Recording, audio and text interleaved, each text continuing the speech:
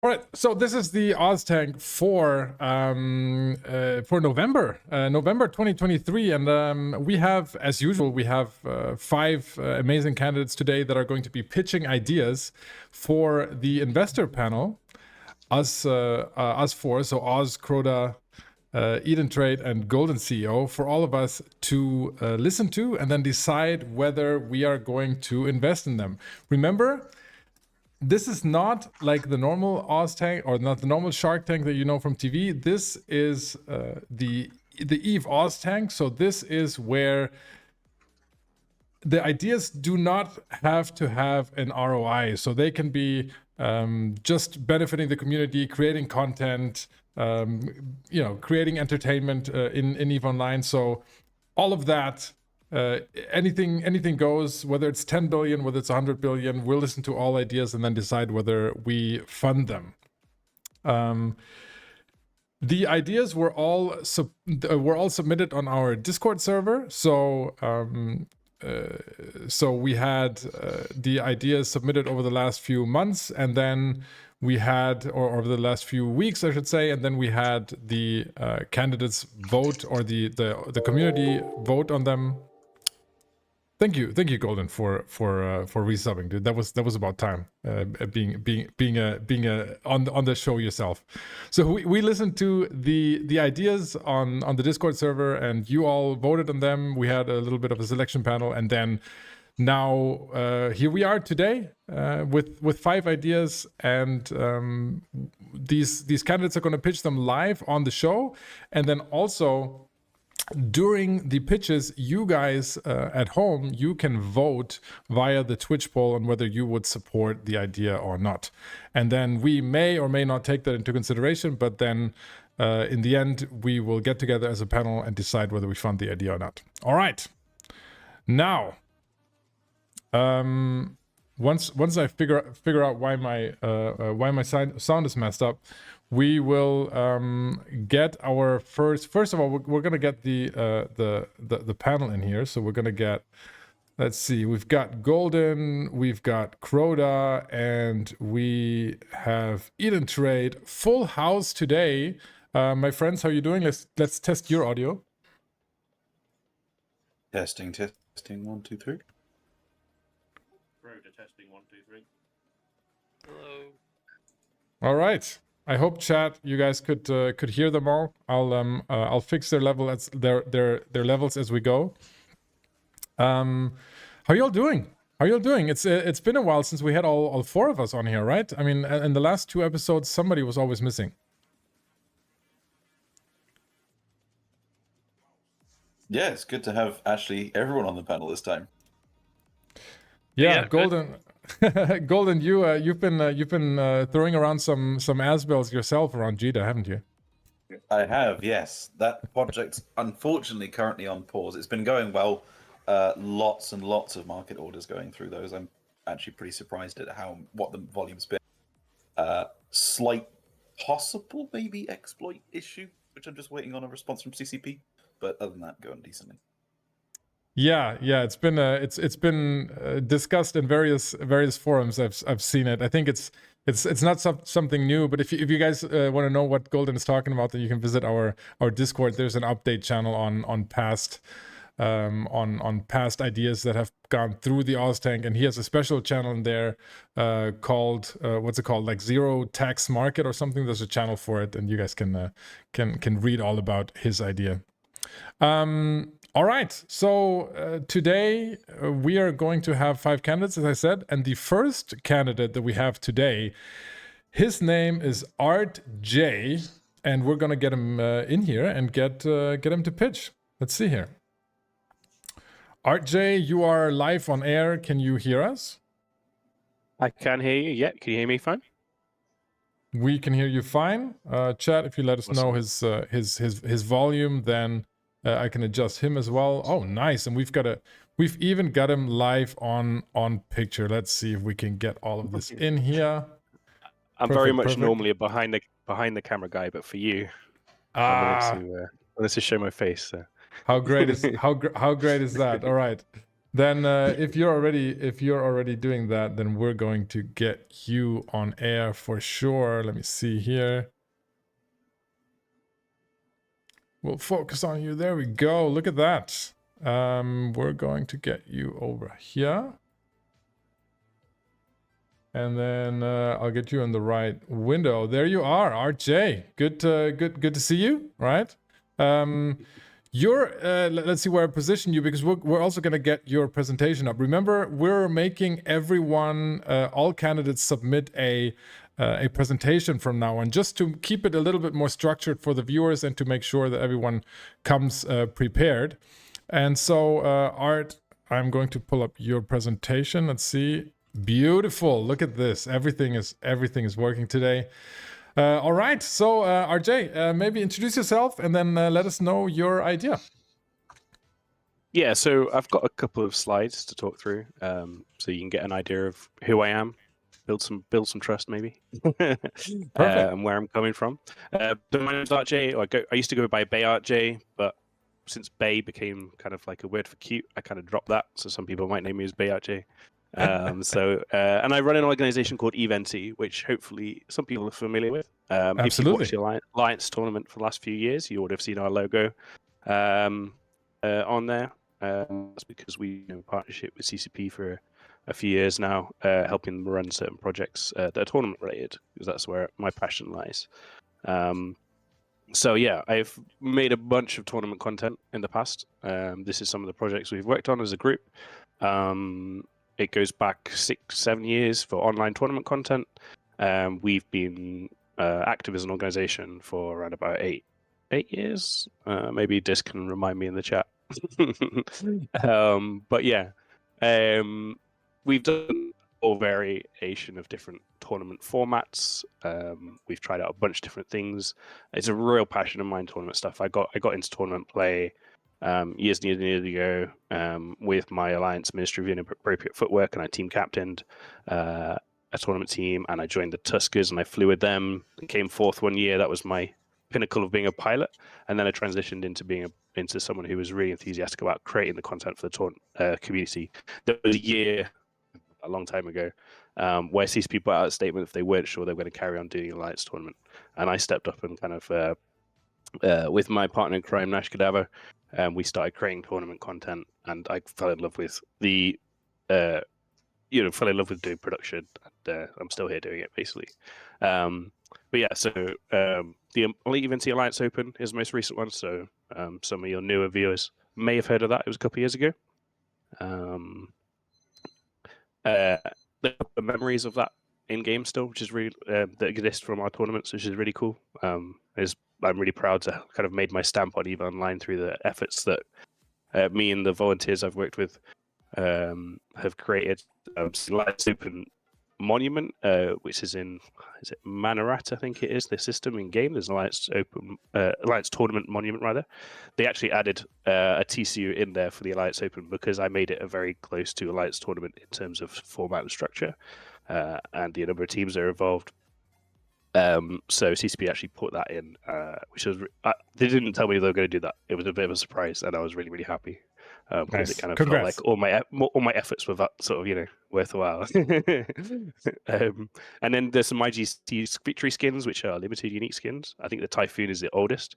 There are 4 battleship skins which were uniquely produced for the Eventy Championship, and they still existing. They're something that hopefully exists, persists in game. I think they're worth like 20-30 bill now, so fairly rare, which is cool.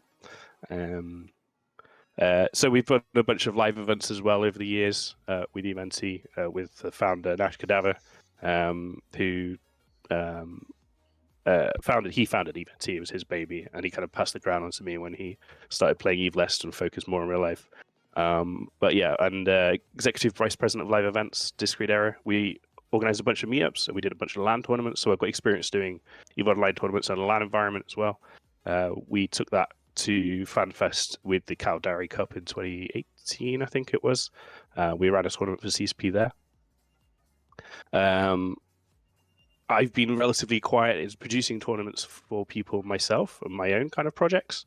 I love the creative side of designing rules and thinking of themes and different ideas for tournaments. But for the last few years, I've mostly been project managing Alliance tournament production for CCP in partnership with them. So that's why I've been a little bit quiet in terms of creating my own tournaments.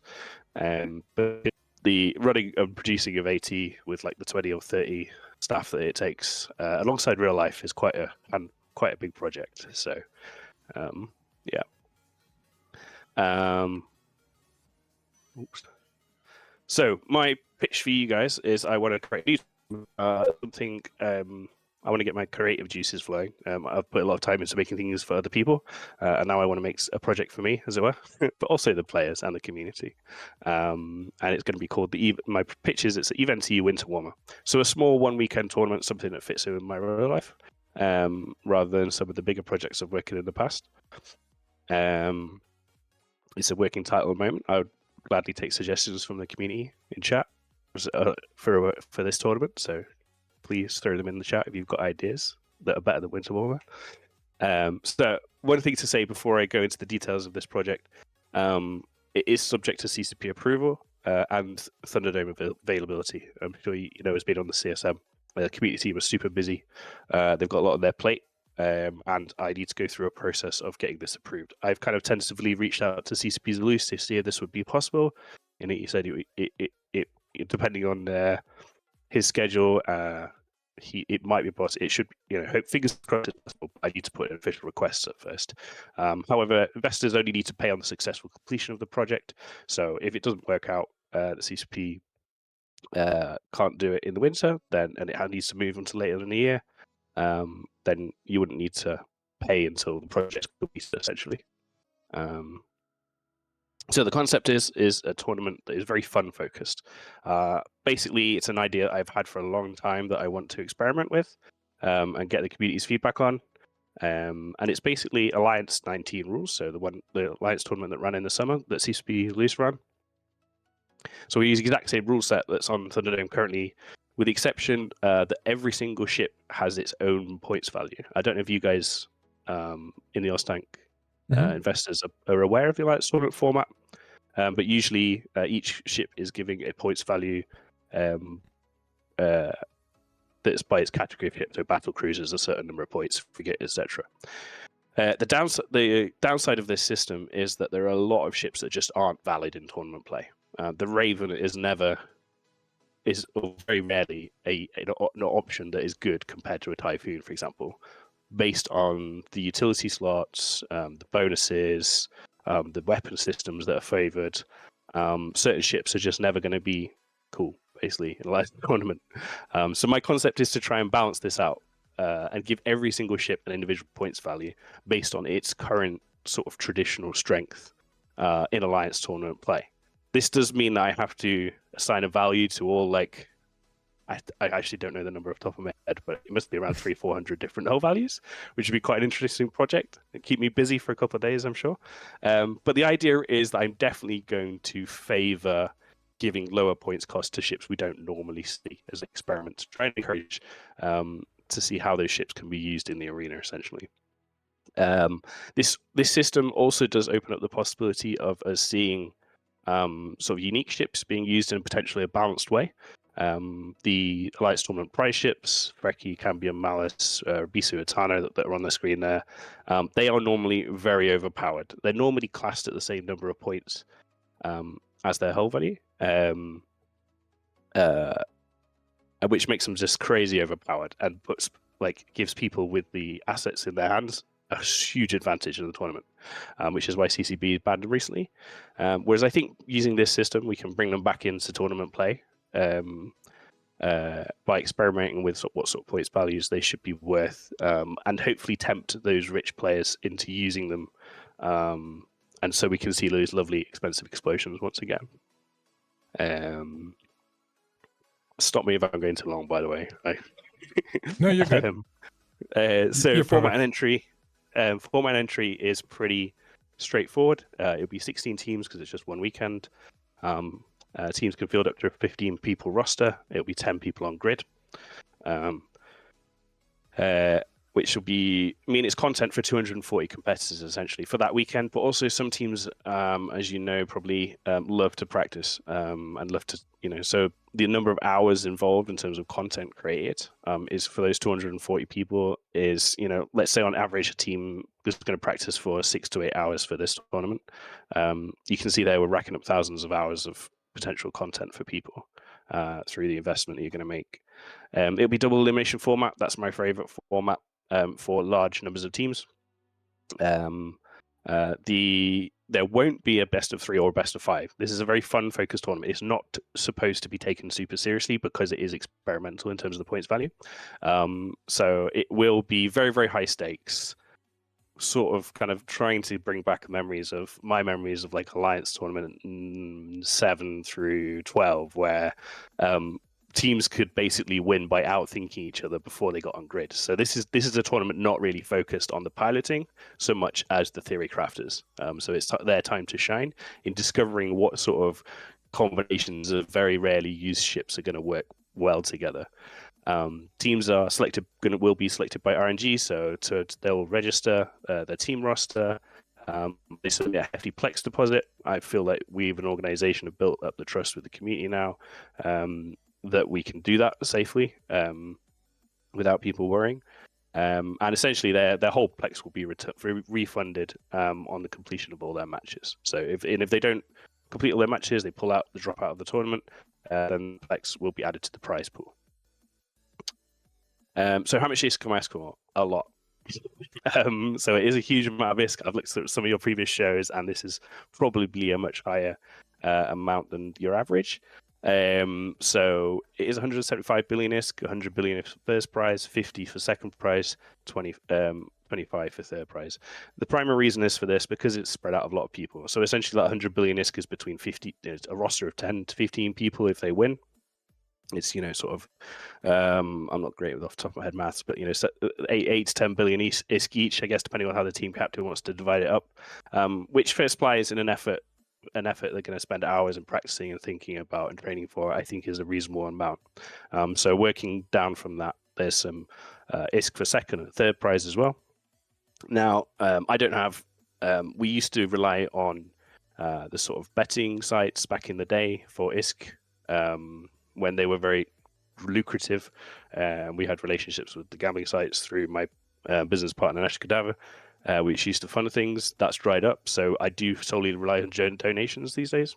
So I think this tournament would get 16 teams apply for it regardless of whether it was a prize pool. So if you feel that that's too high a number, we can definitely negotiate, and I'm happy to accept any generous donation towards the prize pool, essentially. But this is what I think would draw people in enough to get a good number of viewers. Sponsorship slot. So as part of your investment, you would get you would be the primary sponsor of the tournament.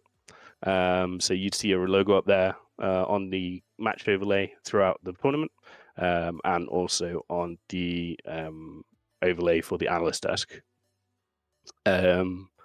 Yeah, we'd also give you. We normally run 4 adverts after each match, with 15 seconds long. That's been the way it is. It's been like that for many, many years, and I think it just is a format that works nicely.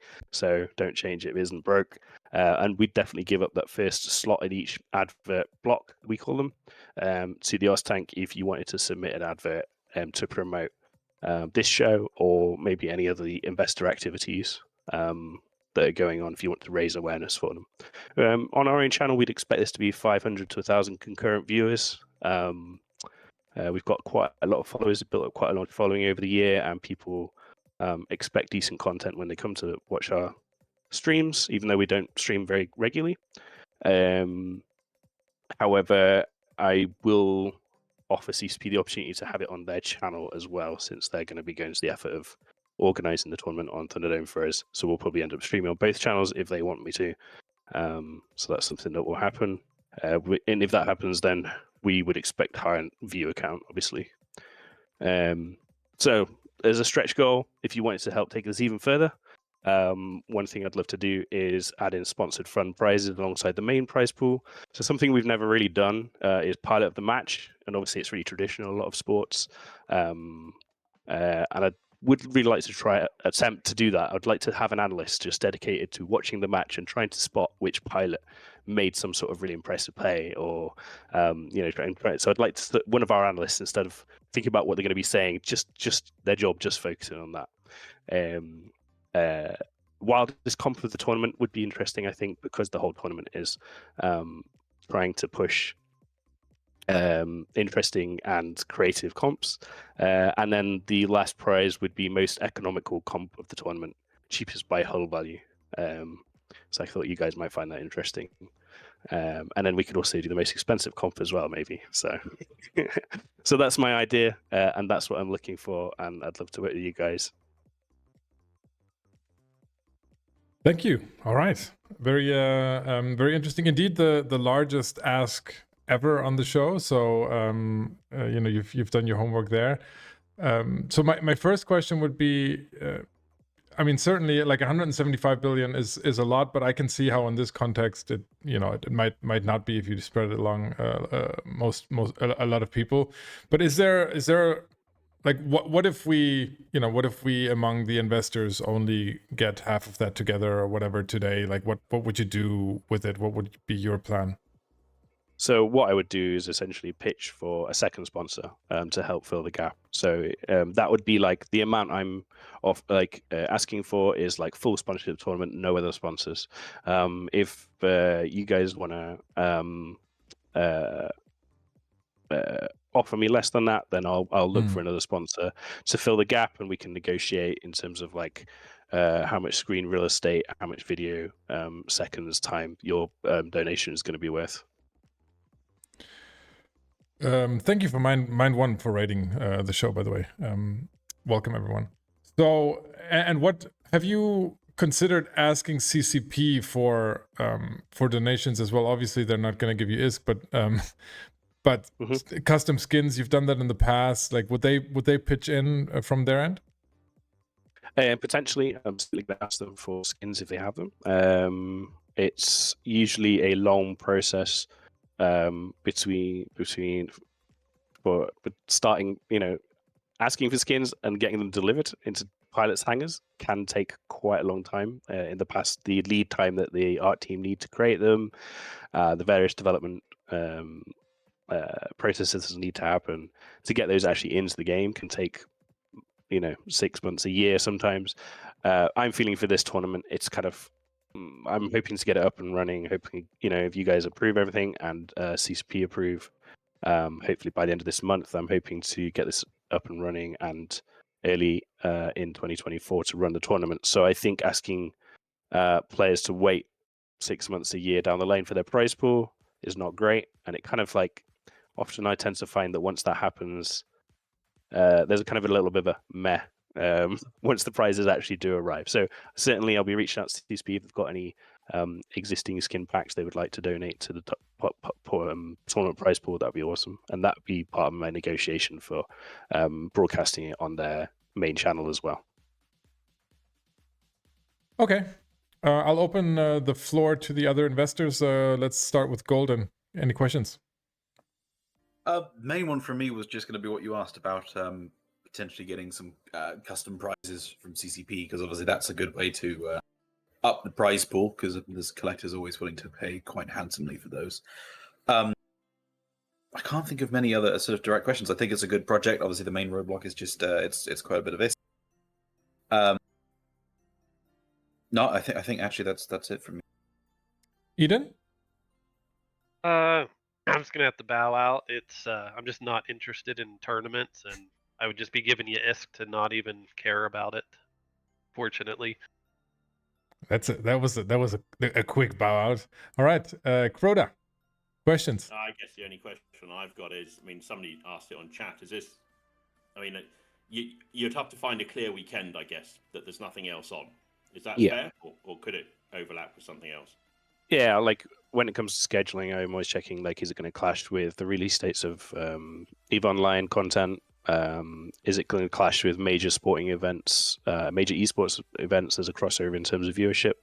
And then obviously it's not going to land on a holiday like Valentine's or, that's Thanksgiving, that kind of thing. So yeah, making sure it doesn't clash with anything major. There's never a perfect time, but in terms of being able to make the content available to everyone, but are definitely taking that into consideration when scheduling tournaments.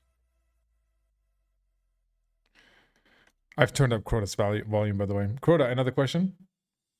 No, none for me. All right. I mean, that's quick. So I think everyone agrees that you bring the experience to do this. I think in terms of tournaments, I think Eden Trade is right on the money. I think either you care or you don't. Up until like last year, I didn't care at all because it wasn't what I did. The last 2 years or the last 2 iterations I've watched, and I can see how that's how it's exciting content and how the community rallies around it, and how certainly the Twitch viewer numbers are stellar for the AT. So yeah, I mean I just don't see, like, putting up 175 billion is what I struggle with, because it would be a big chunk of anyone's I think disposable income on here, even if you're a trillionaire, it's a big chunk. So yeah, I think the question would be how big of a difference would it really make in the end? Because what you could do is you could of course limit. Let's say you had 50 billion. You could limit it to just rewarding fewer teams, right? Because I think you'll always have as you say, you will always have the competitors. Like, people will always want to be in a tournament just because it's exciting to be in a tournament, and the bragging rights are probably more important than any amount of ISK you can throw at it. But this is true. Yeah. So, but I think you have to have something there to make it valid. I think the AT tournament is exciting because you have AT ships. That's what makes it really cool, besides the bragging rights. So I don't know. I definitely think, yeah, go ahead. Yeah, if I could just respond to that, I definitely think it's not having a prize pool at all kind of feels a little bit empty. So I definitely always try and get some kind of prize pool. Like you said, this is a big amount of money, and so like the other option is to ask teams basically for a contribution to the prize pool when they join, and then their share of the contribution goes to the winning 3 or the winning 1. Definitely, right, maybe potentially putting less amount of ISK into a first prize, just a first prize, a kind of winner takes all, kind of like I showed the picture of poker there. That would kind of fit the theme of the tournament in terms of like loading it all to the first prize, maybe. So there are other ways of raising the ISK, and I'll explore those if I'm unsuccessful here, for sure. It's not like I'm going to abandon the project if you don't want to donate, but maybe your profile on the broadcast would be slightly diminished. That's all. So, yeah, of course. But yeah, I definitely think, like you said, you mentioned there about the Alliance Tournament prizes, and like the value of this entire prize pool is probably about roughly the same as like one of the frigates, for example, that the teams won last year. So it doesn't even come close in comparison.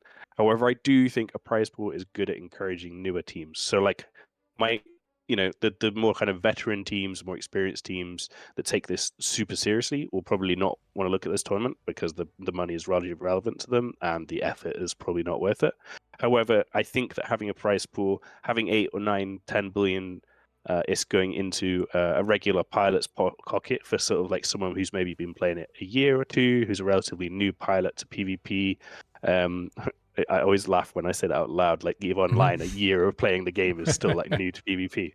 But you know what it's like. And so like I think having a prize pool that is significant can act as, for those kind of newer players who are thinking about getting into tournament play, too scared of taking part in a Alliance tournament yet because it seems like a daunting task. This is kind of like acts as a sort of entry level tournament for those newer teams, and so having a decent prize pool, I think, helps motivate them to get organized. Yeah, for sure. To be fair, the AT ships are made up of thin air, and their value is only from their scarcity. But it's a little bit different. But no, I mean, we'll get a prize pool together, RJ. We'll get a prize pool.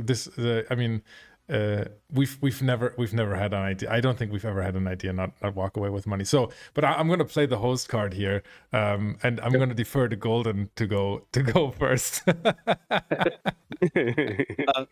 Okay, so I'm happy to put some MISC into this, but I don't want to give a number yet.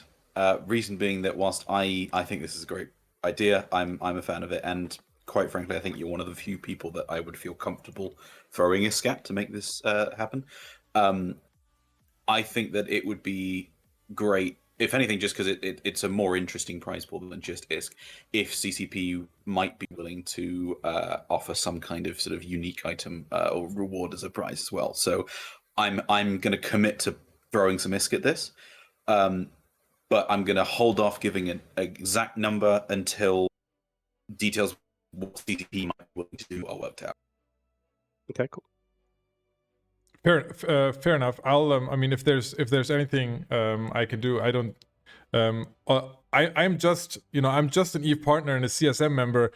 You've been working with CSM probably longer than I have, so I don't. I can help you with anything that I can. But probably I don't have better relationships. I see half of CCP here in chat, so.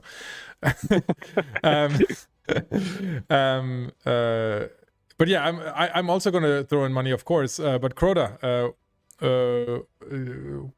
I know what's coming, Crota, but tell me. No, I'm in for 50. Whoa! Wow, awesome. All right, amazing. Okay, cool.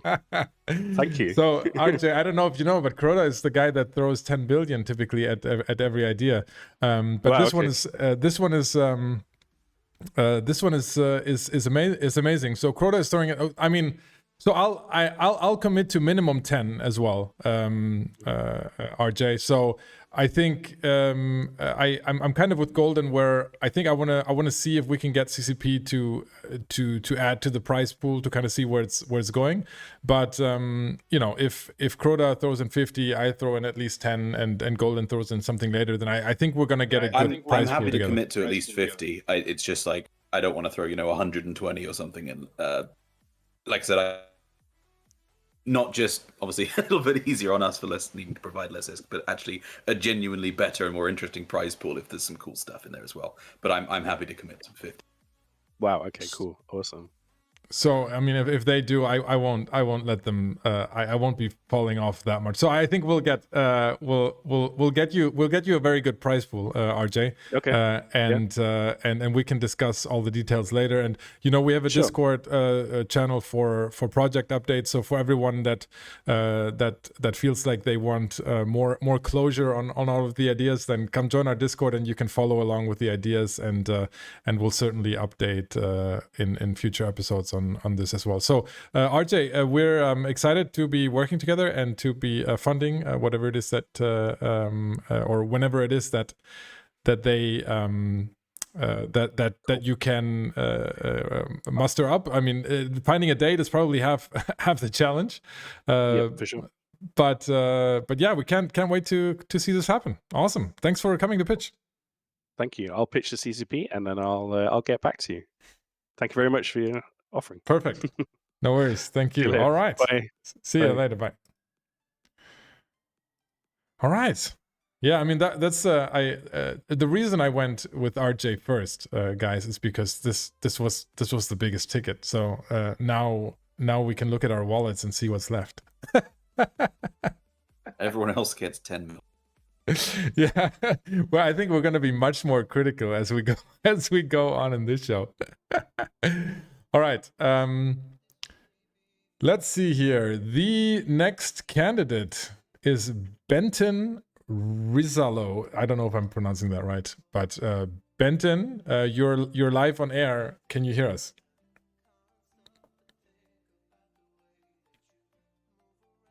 I can see him. That's already good. I can see Benton. Yep, and he's still muted, but I can see him. That gives me some time to pull up his picture, which is good.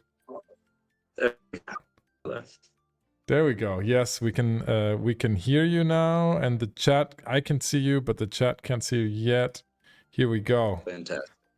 I also have a thing on the shared screen. Yep, and we'll pull up your shared screen. Hey, today might be most people on video, ever on Oztank as well. Not only the biggest ideas, but most people on Discord, on Discord video. All right, you're Chat is having trouble loading. I'm gonna send you a message. yeah. If you can send me the new link, then I'll put it up on the screen share. Oh no, just the chat. But I did send you a link for the buzzer. We're gonna Alright. use the buzzer because rather than tell, I decided to show what we do on Million. So Right, I'm gonna need is all of the investors to click this that your link that I sent Oz, okay? All right, you sent me a link. There we go. And then I'm join posting. game and use that game code. So all right. So you want me to send that to the investors, or did they already receive it? I would love if you could send that to the investors. I will. We can put it in. We should be able to put it in this chat right here. Yeah, I tried, but the Discord chat was being wonky though. Yeah, so while they're doing that, welcome to Millionist Trivia, New Eden's most popular and only game show. I'm your host, Benton Rosalo. I'm joined here by Oz, Eden Trade, Golden CEO, and Crota. And we're going to play a game called Actually. And I have some incorrect statements. Your goal is to buzz in with the correct information. You can interrupt me at any time. You don't have to wait for me to finish speaking. You must begin your answers with the phrase actually, or you will not get points. Okay. Let Do me we have ask any you: is there questions on the rules? what do I have to put into the game for the game code? It should be here. Send it to you one more time. There we go. There we go. Okay. And then I Yeah, can and put my it's the name same in game here. code. All right. Perfect. Yep. Yep. I'm in the game. All right. We can't see We got- anything on your screen share though. Oh, that's okay. It should- Okay. They're coming. Yeah, we can see that. All right. Perfect. Okay. Great. So I we're can just buzz in waiting here for and the answer the other- questions. All right. Perfect. Oz, can Got you it. share that you game can code in test the it out if investor you chat? like. I for the investors, I shared it in our investor Discord channel. You can click on the link there. I haven't got the code. Oh, the code. Ah. Yep. I'll put the code in the investor chat as well. Here we go. Fantastic. So we've got Look at some this. questions Flexible. about Fifth Element, Guild Wars, and a couple other questions. But we're going to do a pretty shortened version of the standard game show just to keep it within the 5 to 10 minutes. I'm excited.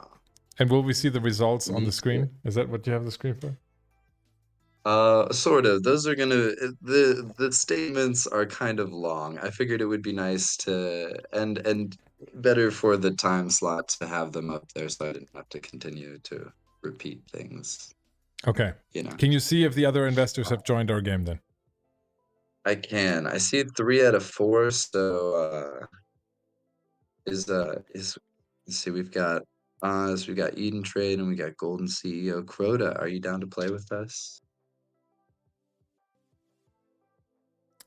Crota's not responding. In the interest of time, we're just gonna get started. So I'm gonna present a false statement. You want to buzz in with the correct information. You must start your answer with actually, or you don't get the point. Here we go. Mm-hmm.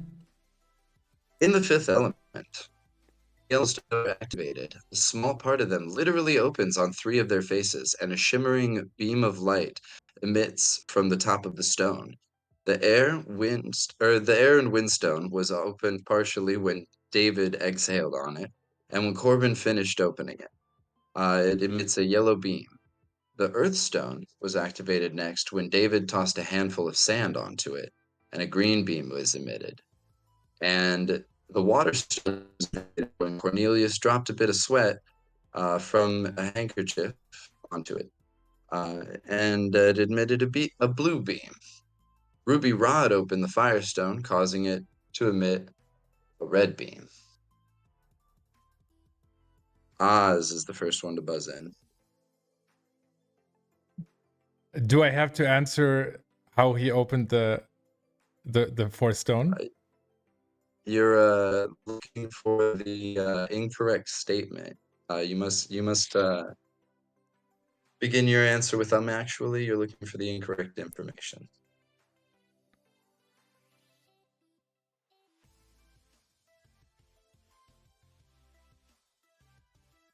Do you have an answer?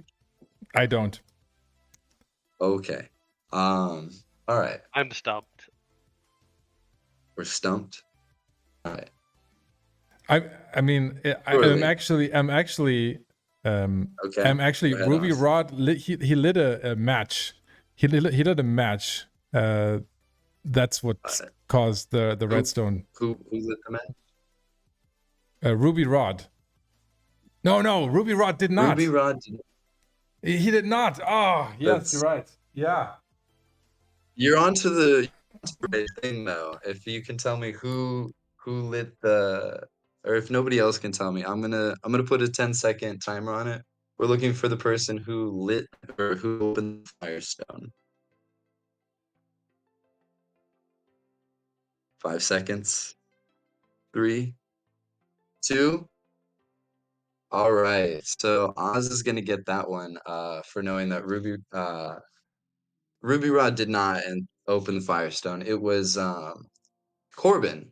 It was But Corbin with the Dallas. match. Yeah. Yeah, With the match. Yeah. you got where the thing was wrong, but all right. So that's a point for Oz. And let's see. We've got a question about Guild Wars. The Siege Turtle is a combat map that can be used by 2 players at once, a driver and a gunner. A turtle egg can be acquired by either completing the Dragon's End meta event Battle for the Jade Sea, or by buying it from Peddler for 200 writs of Dragon's End. It can be freely borrowed during multiple events within the expansion map, and is the only one that can be used underwater. Upgrades to the turtle mount increase its health, improve combat efficiency, and grant additional health to other unlocked mounts.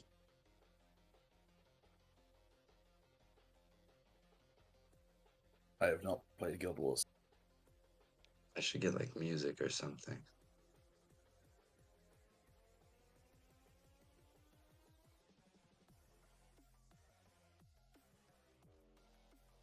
Yeah, I never played. Do we Guild have any Wars. guesses? One of the things I say to my players a lot is guessing is half the fun, and half the time a guess gets it. I'm going to guess that the 200 writs are wrong. It does cost 100 writs for the turtle egg. Yeah. And I can take as many guesses as I want. Yeah, I mean, if nobody else is buzzing in, you know, you can buzz in again.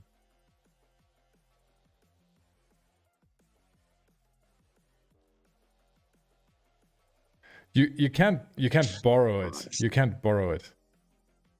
Apparently you can. I'll be you honest, can, I okay. didn't play Guild Wars, but yeah, you can totally borrow the turtle egg or the turtle.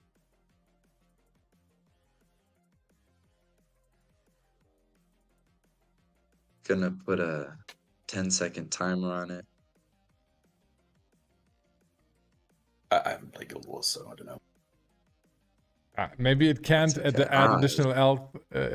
Can't add additional health to unlocked mounts. Cannot. It does do that. It does too. Yeah, Wow. it does. Okay. It does do Yeah. that. Yeah, it's I haven't played this mount, expansion. definitely. Yeah, I haven't.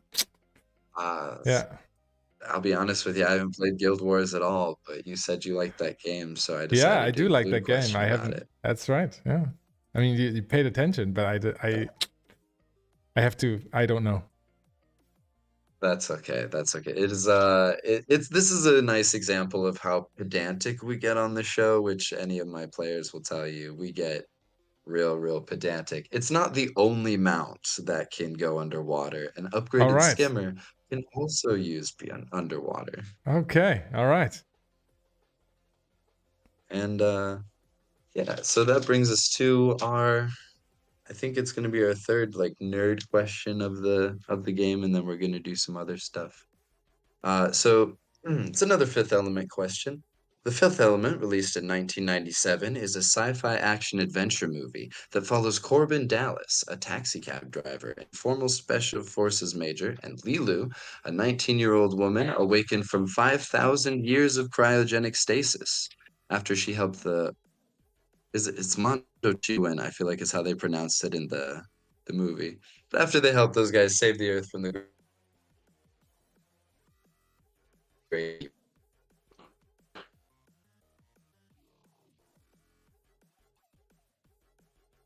Do we have a guess?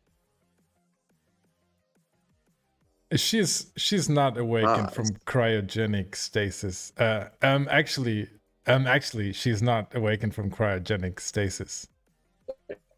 that's correct. Do you know how she came to be? Yeah, they have like a fragment of her, or like maybe a gene, and then they reconstruct her around it. That's correct. That's correct. The 200,000 whatever gene modes or It's a good movie. the replication. It is a good movie. I actually ended up watching it this morning. Um, it's on YouTube for free, fun fact, with ads. YouTube is doing that now, apparently. So somebody in chat is asking, what does this have to do with EVE Online? And maybe this is a good time to answer that Oh, question. that is a great question. You see, normally instead of playing for points, we would be playing for about 5 to 10 million ISK each. Yeah, it's a great way to get free ISK. I mean, we've given over 12 billion ISK away in the game in the last like what month and a half or so. Um, but yeah, it's if you're breaking rocks or doing stuff on Eve that doesn't take a lot of attention, tune into our channel, Million ISK Trivia. It's an in-game channel. You can find it in Eve Online and come play with us. We have regularly scheduled games, which I actually have a new co-host that I'm working that out with. And then whenever I'm online, I just will occasionally just be like, "Hey, who wants to win some money?" And if you're hanging out there, free money. What's So the- is this what's the pitch? Golden? Go ahead. I was going to say, so what kind of investment are you looking for, and what's it going to be used for? 100 billion would be fantastic, and it would be used mostly for prize money, so that I can direct the dollars that I'm otherwise spending on this project into things like improving the stream and having a video editor for the YouTube, which I actually found a video editor who's down to work for Plex, which is great. And so doing those kind of things to kind of expand the interactivity of the game show, and who knows, maybe even monetize so that I can make it like more of my full-time job. And yeah, that's what it's all about though, I think, is just having fun and distributing ISK. And yeah. So this is You guys want to do an EVE Online question? This is in yeah. Let's do an EVE Online question, but one question before. This is something that you offer in game in a chat channel, or is this a stream that goes along with it, or what's the format? So currently we do in-game chat channel games, and I have our first live stream game scheduled for the 18th. I wanted to secure a little bit of extra funding for the show before I went ahead and did that right away. Otherwise I would probably hold it off like another month or so. But yeah, it's scheduled for the 18th. We're going to start live streaming the show. And I have a video editor, like I said, who put a nice intro together for us that I'm pretty excited about. All right, so let's round this off with an Eve question then. Alrighty. So for all the money, we'll say, for why not 100 billion ISK, let's say. When initially introduced, T2 BPOs were distributed randomly in a lottery. Players performed research which granted them tickets to the BPO lottery. This mechanic was inherently unfair, though. So a year later, CCP changed the T2 manufacturing process to use invention instead in order to obtain T2 BPOs. I'm a visual guy. I need to read it always. Oh, yes. We were gonna guess who this was, but we know Lilu? who that is, I think. That was Lilo. Yeah. All right. Here we go. Actually, it was Mila Jovovich.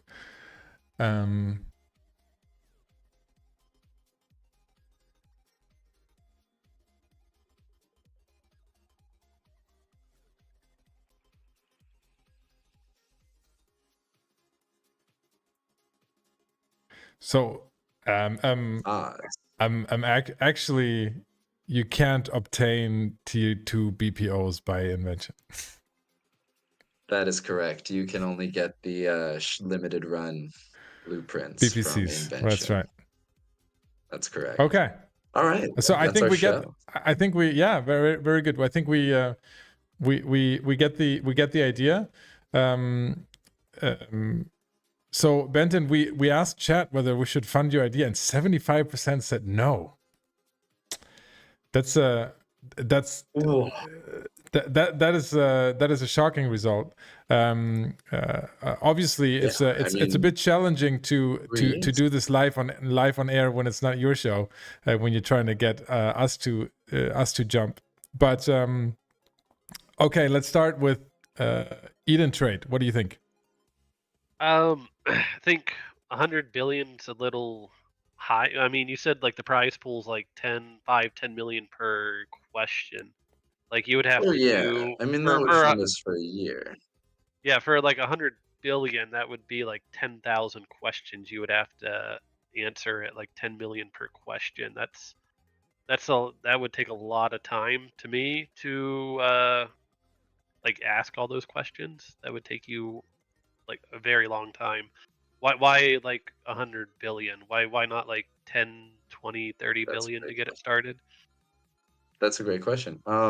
It is already started, if I may say. I think 12 billion is a pretty good start. And I think that the number of how many episodes I've actually written? 14 so far. 14 episodes. Just that I've written down. We also do a lot of spontaneous things like Guess Who, which is where we guess the name, actor, and title of a fictional character, which I post in image form in the in-game chat. And then the live stream show, I plan on giving away bigger prizes, things like a full month of Plex, which I think would be very cool. And maybe will change the chat's mind. Who knows? And how But much I also want how to. much Sorry? like per like episode like that you generally do you 170 million. oh about 170 million. Plus 100 million if my co-host is hosting, because that's how much she gets. So And I then, think you know, are there any more questions, or are we ready to decide? Any more questions? Okay, I'll start with this one. So I think that I'm convinced that if you did this continuously and you streamed this, or you put it on YouTube, I am convinced that if people like it, they would donate prize money easily, right? I think, yeah. if you go watch Twitch streams, anyone who streams that type of content where you do quizzes or entertainment for the community, I think a lot of people will just give you ISK. And to be honest, from what I've seen now, I mean, it's very difficult to do this live, but I'm just not convinced that this would be the best sort of Eve related entertainment. So I'm sorry, but I'm gonna have to pass. And I'm gonna hand off to Eden. I mean, if you do like an episode a week, Eve related questions, like Twitch streamed to the Eve community, I mean, I would pay 500 million to cover the cost of like your show, like every per week. But just with 100 billion, that just seems. I mean, and you've only done 14 episodes. Yeah. Yeah. Yeah, it is. So that would just be my offer. You can take Crota. Let's see what Crota has to say. 500 million a week. Yeah. Yeah, I'll take that. That That's already definitely more than you're giving reduces- away today. Yeah, that definitely reduces the costs on my end, which super appreciate. Thank you. Crota? Oh, I'm obviously in for 10. 10 billion? Yep. Okay. Yeah, we'll take it. That's a little under what we've already given. Could I get you up to 12 billion? Match what we've already you better take it and run, man. You better take it and run. Crota only deals with numbers So that Yeah. exist. 10 billion for the extra ass. That's okay. I have to ask. in tens. Say what? I can only count in tens. Okay, how right. about 20 billion? I think you're very, very, very good with 10. Golden. I'm gonna bow out of this one. I think the pitch would have gone better if you had some Eve related questions, but also the Actually show format is that there's a channel on YouTube with I think 500,000 subscribers or something, which they I don't know if they own this, but they definitely it's their kind of thing. So I'd feel a little bit uncomfortable kind of supporting it, but also I think That's fair. asking for 100 bills pretty steep. And if Crota's Yeah, going I in mean, for I'll be 10, then honest, that should last quite a while. So I'm gonna bow out of this. I understand. I mostly wanted the exposure from this appearance on the show. If I'm being honest, I asked for 100 billion because I got feedback that just trying to be on the show without asking for a specific amount of money just wasn't going to cut it. So, I just decided to ask pools of money. And I got, what was it, 10 plus the 500 million a week? I'm happy with that, And but yeah, Millionaires Trivia, check it out on the in-game channel. Come join our Discord, which is linked through the in-game channel. All that stuff. All right. Good luck with that. Thanks for coming on the show. Yeah. Yeah, Thanks for having me. Have a good one, you guys. Yeah. All right. Cool. Bye.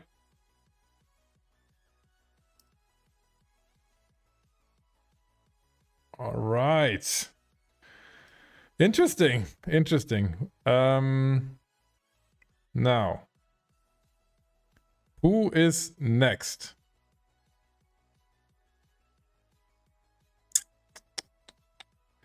We have next.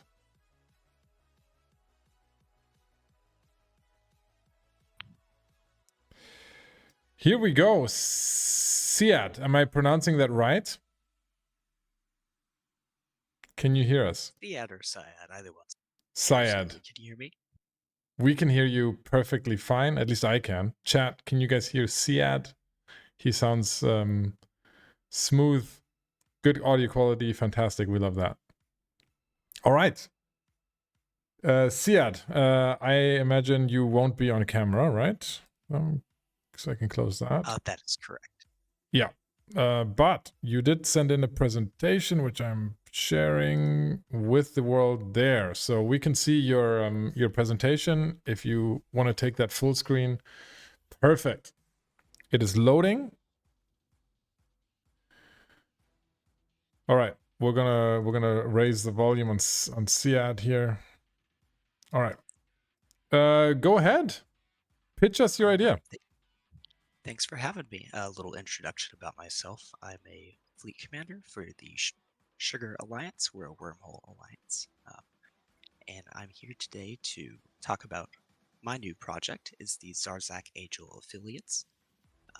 Some of the goals that we have here is to generate easily accessible pirate faction warfare content for the new Havoc update that's coming out. We're going to be, I guess you could consider us NPSI, so anybody that's enlisted will be welcome to come in our fleets. Of course, we want to provide a nice atmosphere to help everybody grow. We can help new players get into this sort of content if that's the thing they want to get into. And as well, we're just trying to focus on building a nice community. So anybody that's related or participating in the new pirate faction warfare content can come in and, use this as a resource for trading or just keeping up with what's going on in the war. And of course, we're also looking to find new FCs and put people on natural leadership courses, because this content is going to be very different, very fun. It's going to be a nice break away from the standard type of PvP content that you'll see. We are officially supporting the Angel Cartel. Pilots that are enlisted with the Garista are welcome to join with us, although they would benefit more from a Garista group. And of course, as I mentioned earlier, anybody that's directly enlisted or in a corp that's enlisted, they're all welcome to join. But because of the nature of the content, unfortunately, we can't accept people who aren't enlisted. Of course, that excludes things like unenlisted scout alts and stuff like that. And of course, we are also going to be cataloging people who commit, you could call it, traitorous acts. So if you're enlisted and firing on other enlisted pirates, we're going to take note of that, and we're going to make sure that you're barred from participating in our kind of fleets to keep our community safe. And as for some of the content generation, we're going to be focusing on primarily, it's all going to be the new lore-based pirate insurgencies. So a fob is going to go up, and we're going to be focusing our efforts on spreading corruption through pirate acts in that system. It's gonna almost be like a weird combination of incursions and PvP. We're gonna be running sites to further spread that corruption, so it's the unique benefit of you can actually get paid through these kind of fleets. And then obviously locals, they don't like that. They want to come and stop that, so they may come and contest us, and so that's where the PvP portion of it comes in.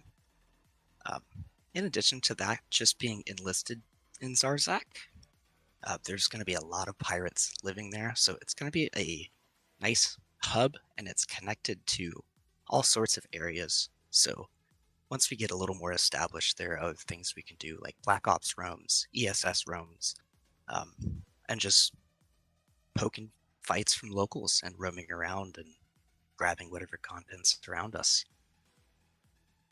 And with that being said, I mean, the content isn't even released yet. We got a awesome update yesterday that gave us some new information about the site restrictions and a little more information on that. So that was awesome. But as the content opens up, we're going to examine things and take that new data into account as we form an official doctrine. So we see what works well and what doesn't work well. Of course, we're always going to accept what people want to, but that's where the SRP comes into play. So if people eventually, they want to fly the doctrine things, they'll have the benefit of getting some of their ISK back if their ship gets blown up. A little bit about how the SRP structure works. So pilots who use doctrine ships and fleets are eligible to receive that compensation if they lose it during a fleet fight or while the FC, or while doing something instructed by the FC. So the SRP payout is calculated by the value of the hull minus the platinum insurance, and we're going to have reminders in the MOTT of our fleets, as well as verbally reminding everybody on comms before the fleet starts to ensure their ships. The SRP is only going to cover hulls, but the doctrine isn't going to have blingy modules or anything of that nature, and since people are going to be making money from the insurgencies, it's going to more than cover the cost of that. And then new bro fits. So if you're a new player and you're flying something off of our new bro doctrine, you'll get a higher SRP payout for, we just want to encourage new players, especially because we know it can be frustrating to be on the side when you don't have much ISK or many skill points. And that if we ever do also come out with a ship on our doctrine that has a blingy module, there will be an increased payout to help cover the cost of that as well. and a little bit how this fund is sustainable, because obviously you can't just pay out for ships and then not receive anything back. So there's a couple ways that I've outlined that we plan to help keep the fund sustained. One is by collecting PvP loot. So as we take fights and have successful engagements, we'll collect the loot and use those profits towards the SRP fund. The other is a LP buyback program. So as people get loyalty points, they may just want to simply sell them to somebody for ISK. There's a process for that. It's if people have run incursions, they may be somewhat familiar with it. Pay a certain amount of ISK per loyalty points, and us as the buyers will have all items that may be required to exchange things in the LP store, and there's a process we can go through where neither side can get ripped off, basically, by selling their LP. And then, of course, there's just the good old-fashioned buyback. We'll buy anything in Zarzak, GTAC O, HTAC P, or anywhere in low sec. And that concludes my prepared presentation. That opens it up for questions and discussion.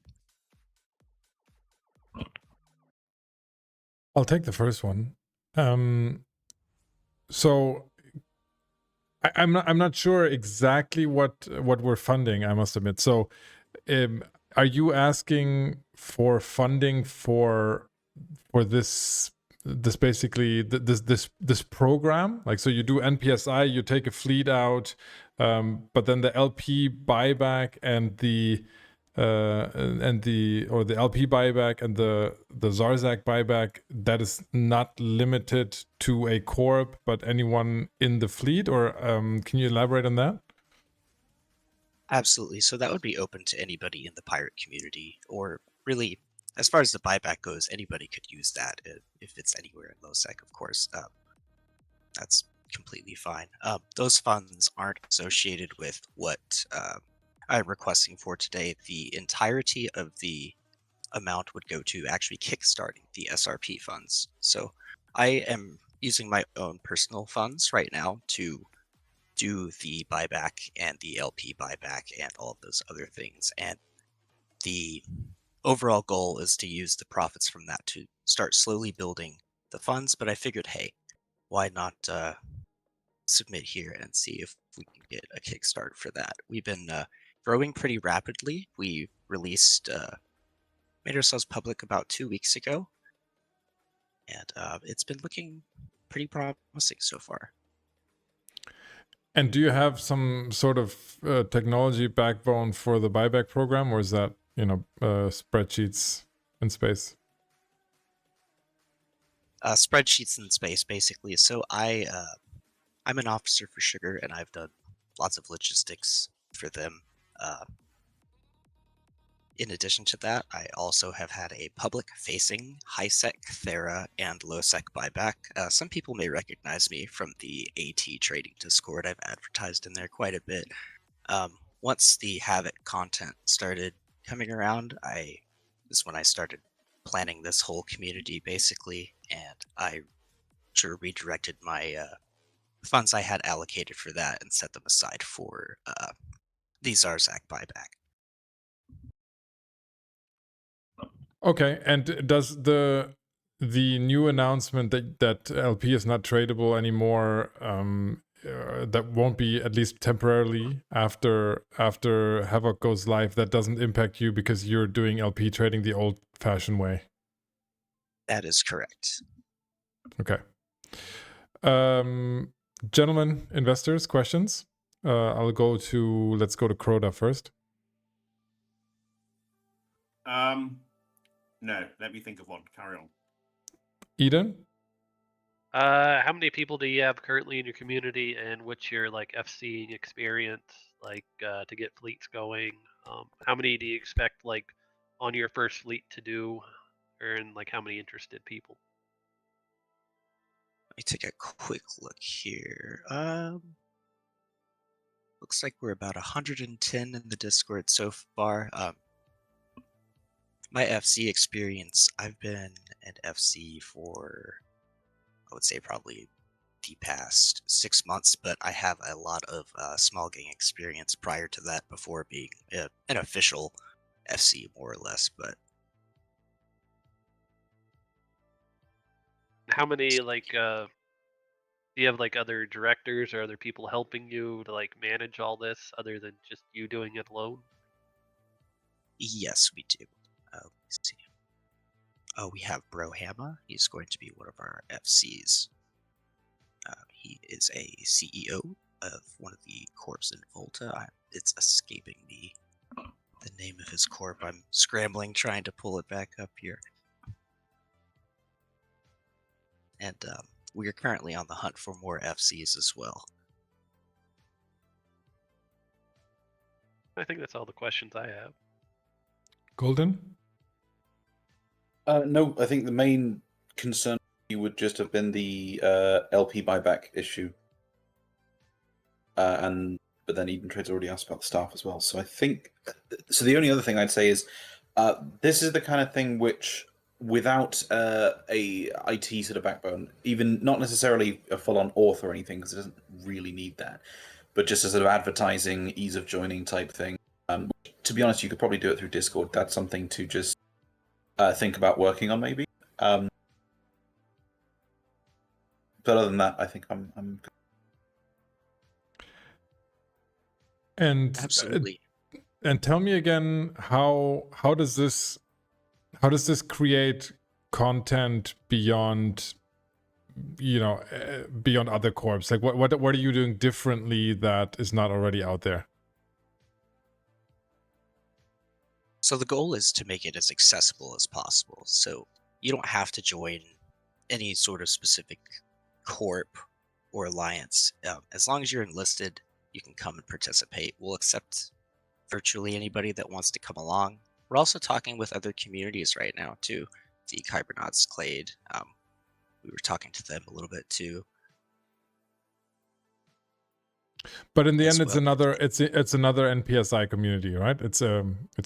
I mean, I don't mean this, in a negative way. I'm just meaning it's another NPSI community, right? Yeah, that's correct. We're an NPSI community that's trying to open for this Havoc content, and regardless of how the funding goes, we're definitely going to be around, and we're going to have a lot of fun with it, and we plan on being a really big force through the pirate insurgencies, and looking forward to it, definitely. And when you're talking about making the fund sustainable, you're talking about making, basically, we give you a kickstart and then you don't pay back that money, but you can make your community fund sustainable without new cash injections. That is correct. So basically, it would be able to accelerate the rate I would be able to open the buyback, because excuse me, not the buyback, the SRP program. So where it stands right now, the plan before OzTank was to open the LP buyback and the Zarzak buyback, and then use the profits from that to set those aside to create an SRP fund. And then when a pool of profits large enough was set aside, that's when the SRP fund would have been opened. And is it, remind me again? So I mean, I've talked to a few NPSI communities, but is it typical for them to provide SRP and NPSI content? Some do.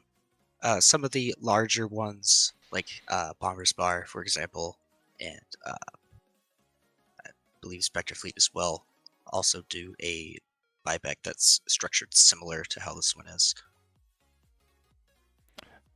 And so what's the doctrine going to look like? So you might not know yet, but are you going to fly expensive ships, cheap ships? What's the goal there?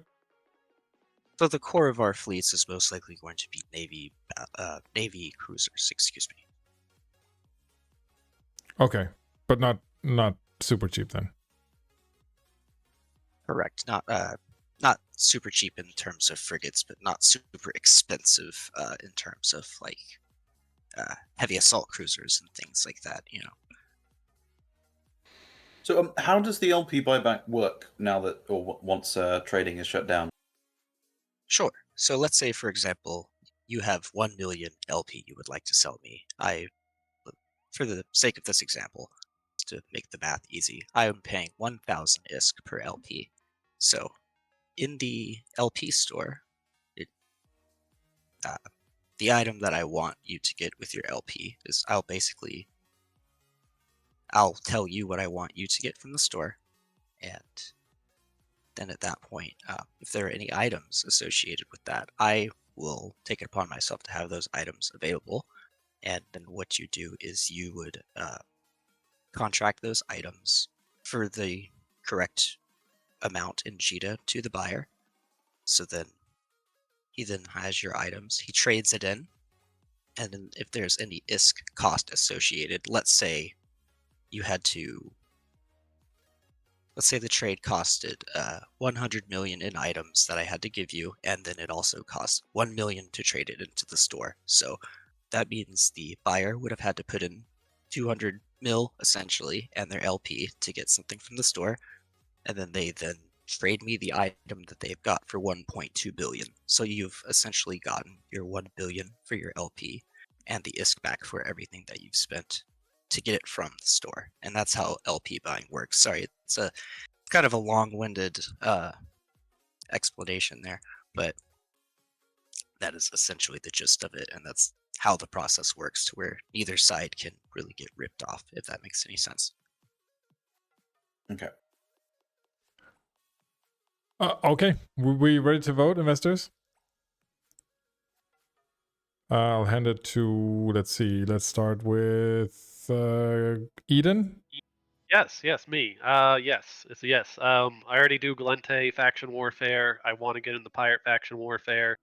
Like, I already SRP any Galente lost mails and like systems that I choose.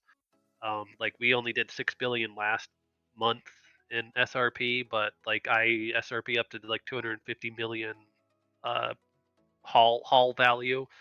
So like, yeah, I would come in with the SRP.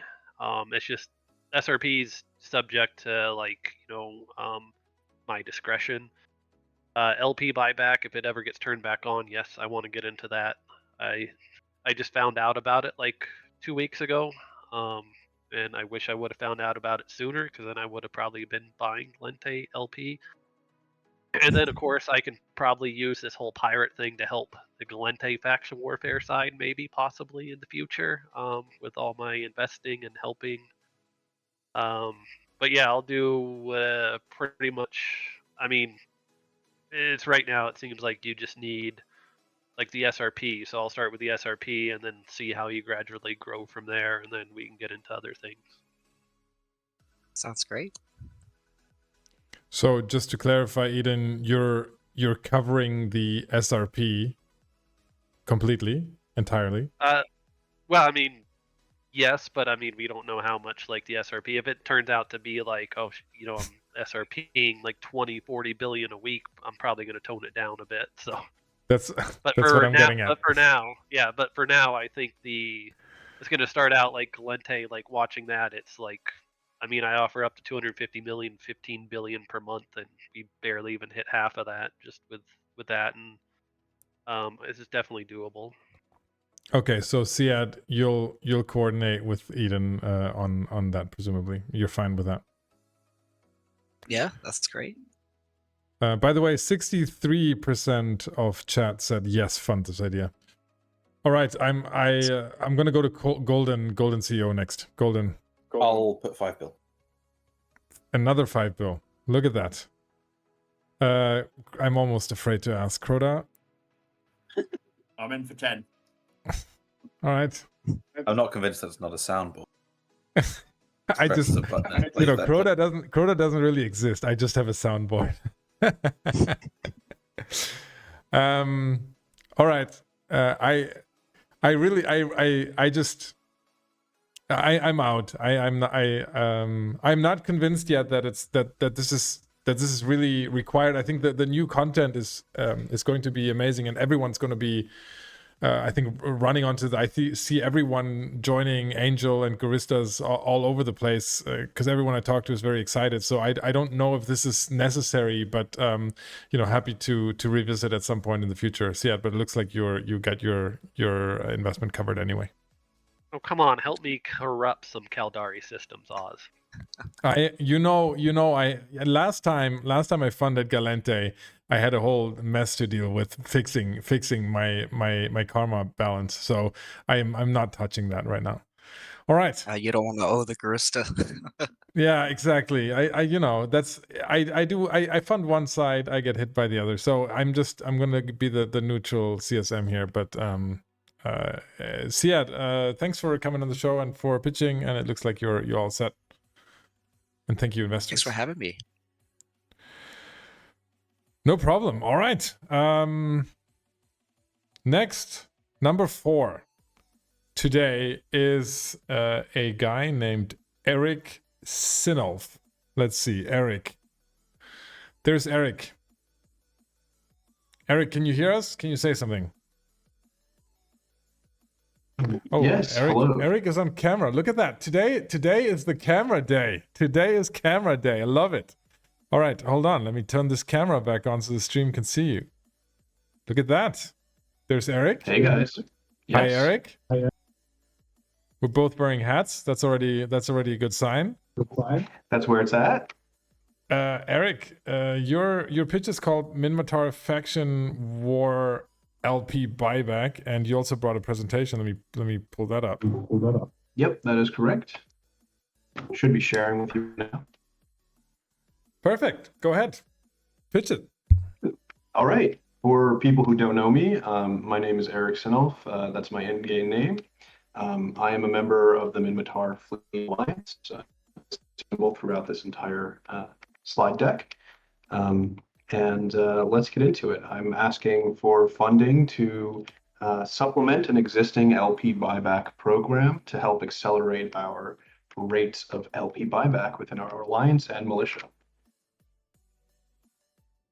All right, so I'm going to cover a couple of various topics, namely the size of the market, some opportunities, benefits that this type of buyback can bring, as well as some phases to my plan, and what we've done so far with our existing systems.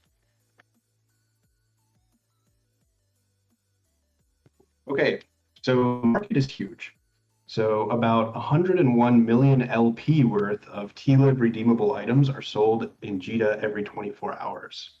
So that's only counting items that clear at least 1 million LP per day, because those are the items that most people are interested in cashing in because they have a high velocity. There are hundreds of other items besides these, which move at a much lower volume, but they're still available from the Minmatar Faction Warfare LP store.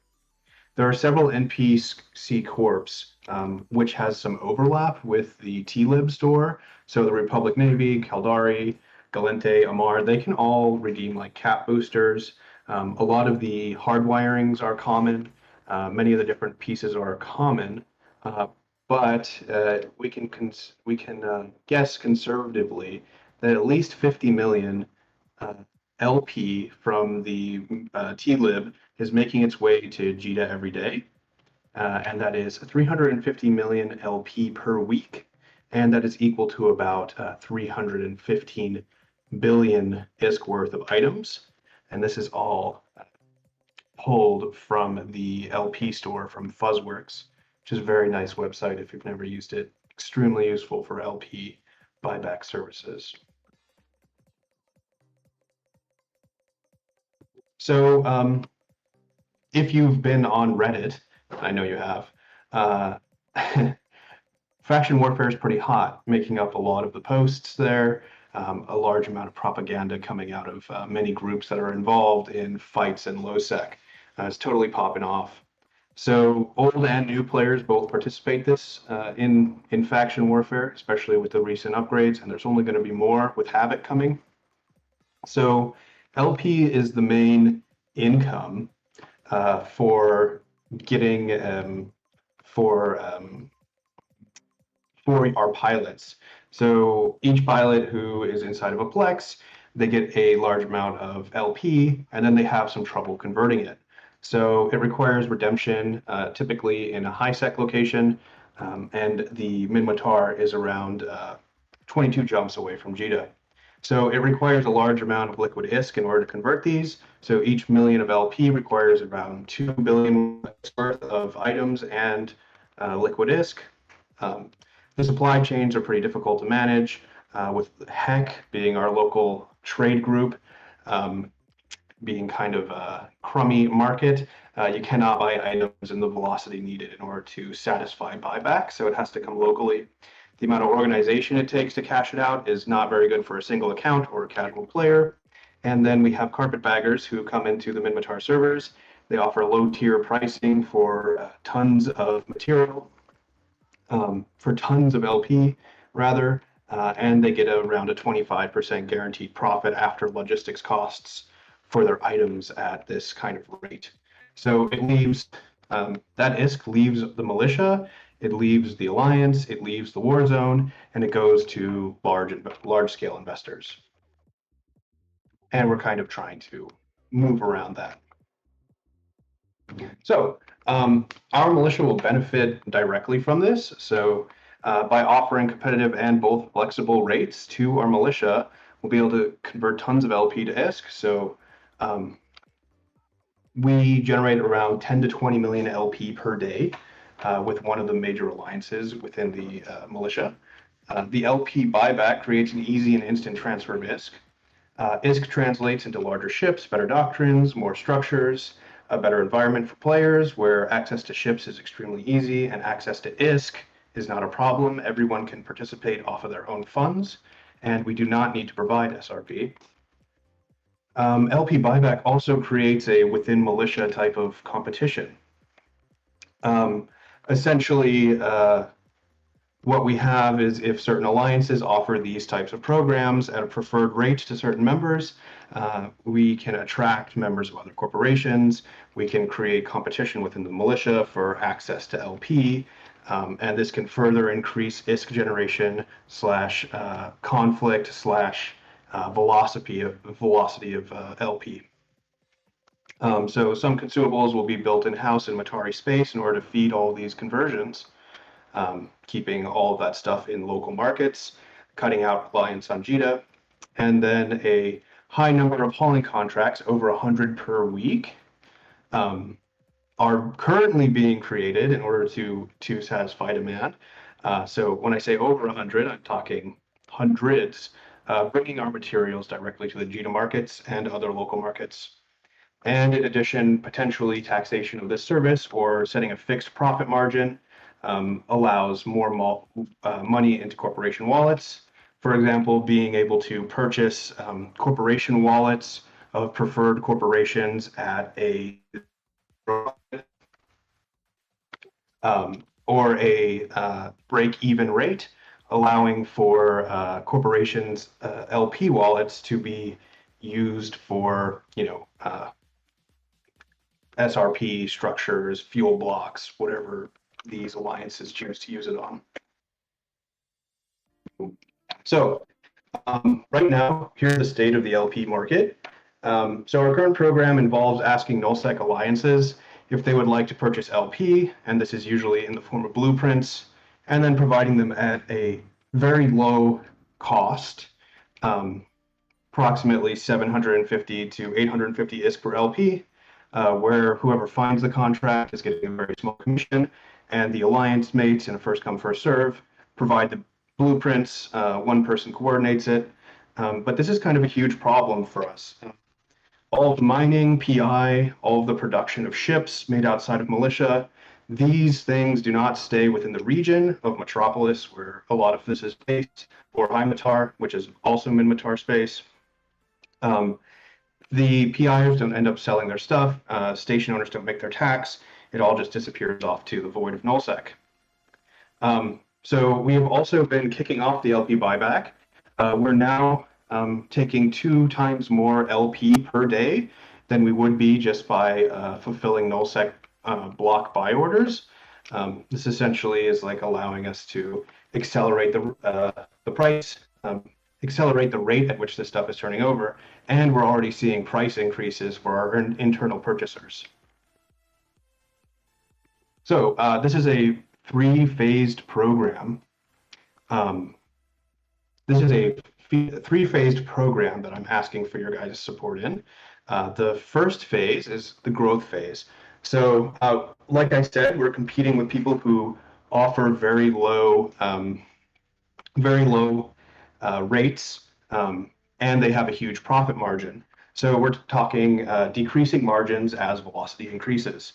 So 50 to 100 billion ISK turnover per week, we can probably work in this type of area where we just offer the flat 750 ISK per LP price and allow us to grow a fund that is able to now compete better as the velocity increases.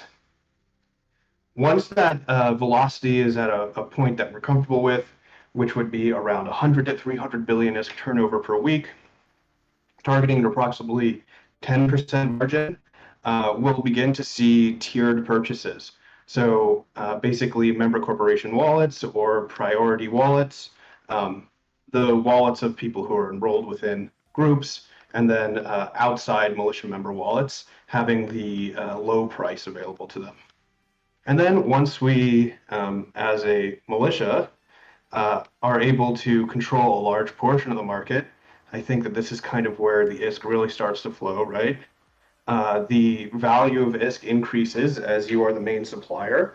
You no longer have an interest in supplying any carpetbagging because you basically control the value of LP in JITA, and you can do all kinds of fun things that large groups that have significant resources are able to do, as we all know and love about this game. So I'm asking for a relatively low amount, if you saw my tiers and the projections that I'm talking about. So I'm asking for 50 billion ISK. So this will basically allow us to exit phase one quite quickly and begin giving our real benefits versus the null sec carpetbag offer. Alliance wallets will essentially end up being drained at a very good rate, and our members of our militia will be rolling in figurative dough. So one of the things that you'll probably ask is like, how is this creating content? You're just going to make a bunch of money. So we've already been seeing the benefits of this program in LowSec here. Essentially, we have blocks, as everyone knows. The one that is most popular or troublesome in the South would be the group Deepwater Hooligans. By being able to provide basically the corp wallet open up to all the members, we're able to provide subsidized ships for having huge throwdowns. So 11 days ago, we had 136 billion down, and 80 billion of it was our own. So that's not great, but that's content for sure. Then in Huala, you may have seen some posts on Reddit about this, took down a major block who was trying to set up their own quote unquote free port in Huala, and absolutely destroyed that thing. So this definitely generates a ton of content for the game. Faction warfare is hot. We pump our money into all of these fleets and activities that we do together. So any money that can fund this type, and I'm talking about a self-sustaining investment here. This is not a one and done type of investment. Will really be able to accelerate content within the war zone and within the south of HighSec, South HighSec, South LowSec, near Pravi area. And that's what I got for you. All right, thank you. I have to say I had to Google carpetbagger as you were talking. So for those of you who don't know, in the history of the United States, carpetbagger is a largely historical term used by Southerners to describe opportunistic Northerners who came to the southern states after the American Civil War, who were perceived to be exploiting the local populace for their own financial, political, and social gain. So translating that into EVE Online, it's nullsec alliances coming into faction warfare and pulling out the LP for their own gain rather than leaving it in the Minmatar Faction Warfare space. Is that a fair summary? That is absolutely correct. And they are able to do so because they place the largest orders. So in general, they'll be purchasing no less than 10 million LP at one go. And that is a lot larger than many of the locals choose to purchase. So they, in a way, get to set the price because they're determining the volume. Whereas in this type of economy that I'm proposing, we'll set the price and they will live with it at a premium. You can't keep them out at all, right? Only by your rates, right? And you need to be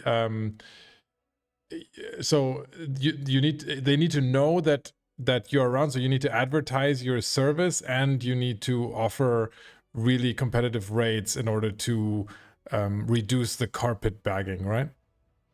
That is correct. So now that the LP purchasing organization is in place, essentially what we have done is added a base of 50 LP, is per LP on top of what our current going rate within Alliance is. And this has already begun to dissuade these large purchases. Not to say that's necessarily good for my Alliance mates at this point, since we are still in phase 1. But what we're able to do is purchase that LP internally and convert with our industrial folks who are building all of these parts in HiSec for conversions. And I asked you the same question that we had on the last pitch. So how is the change about low LP trading? Is that impacting you in some way? I mean, it's making it more difficult, right? Yeah, it will make it more difficult, but so the organization that I'm in is relatively well organized. So we've already begun bundling 1 million LP worth bundles of items for conversion that will be available on contract to our members. So when they have 5 million LP that they would like to cash out, they can take these little bundles and get their ISK immediately. Okay. So that's a stopgap for the near future. Who knows what CCP intends in terms of a timeline for LP transfer shutdowns. We know that they have responded that they are going to turn it back on in the future. So this is just a small bump in our major plan. Investors, questions. Let's start with Golden. Really, really good presentation. That was excellent, and I like the bundle idea. It seems like a lot of stuff has been pretty well thought. Is this the kind of thing which investors would be likely to see a return on once things are kind of up and rolling? Yeah, I mean, this is the type of thing that can provide a return if you are interested in it. I can talk to that probably in more detail via collaborating with my colleagues on the leadership team. So this is not just my plan, as it involves many people in order to make this thing run smoothly. But as you can see, when we're talking about profit margins, that money is definitely there. And the next question would be, what's to stop someone else from coming in and kind of trying to undercut you guys? Oh, absolutely nothing. So, I mean, the thing is, getting a militia, it's just like back in old American history, like you were talking about, Oz. A militia is highly unorganized. So bringing this type of structure to it has been beneficial for groups that are able to put structure in place. So it takes a lot to build trust. It takes a lot to build a team. And that's what we have right now. So we capitalize on that. What would you say is the main goal of this? Is the main goal making sure that the ISK stays in your alliance so you can fund content, or is there something else I'm missing? Absolutely. So the main goal is to fund content. We play this game for fun. Our alliance mates play this game for fun. I play this game for fun. So, you know, being able to fund bigger ships, being able to fund larger and more diverse types of content that brings in multiple styles is important for any type of alliance, and especially one that is growing and has a lot of opportunity for growth. So this is a major attractor to Minmatar Melissa. Other militias may struggle with these types of programs, but we've been fairly successful internally so far. And before I hand off to the other investors again, the poll was a little bit surprising because I think your presentation is really good. Your arguments are quite valid. The poll says only, and this is low for us, 57% only say fund this. Why do you think that is? I'm interested. That's because I've probably phrased this in a militia/alliance-based program rather than an independent brokers type program. So a lot of if you've ever been to LowSec and been to local chat, you'll know what I'm talking about. There's a lot of animosity between various different teams. Yeah, so you think like all of Galente and Amar and Sure. Kaldari is voting against you? I wouldn't say that necessarily Galente and Kaldari, as I know Galente has some structure that is similar to this, as in attempting to control prices with some of their major corporations. But yes, I mean, it's LowSec. We're talking about fighting large groups in the area, and large groups in the area don't like that. So yeah, it's a political game as well. So, which is the other portion that I absolutely love about EVE. Absolutely, me too. Eden, this is your turf. Got any questions? What's your logistic? Like, do you got people like selling those items that you're buying LP from, like that are just taking care of all that stuff? Yeah, so I'm running it through a corporation right now, and we're looking to bring more directors into the corporation who can handle those orders. We also have for logistics, we have low volume, high ISK value capabilities. So instead of taking the push X push X high tech freighter routes, we were basically taking all the super high collateral small items like shield extenders, drones, all those types of things within Alliance. So that's hundreds of millions of billions of ISK a day, basically going internally. And how are you deciding like what to buy? Are you just kind of like comparing JITA and then like using a spreadsheet, or like just winging it, So or we just have buying it? developed internal spreadsheets for determining which items are good for purchase right now. It's based on some 30-day volatility. It is also based upon the current rate of exchange at JITA and the volume that's being turned over in JITA. Okay, that's about all the questions. Rhoda, anything else?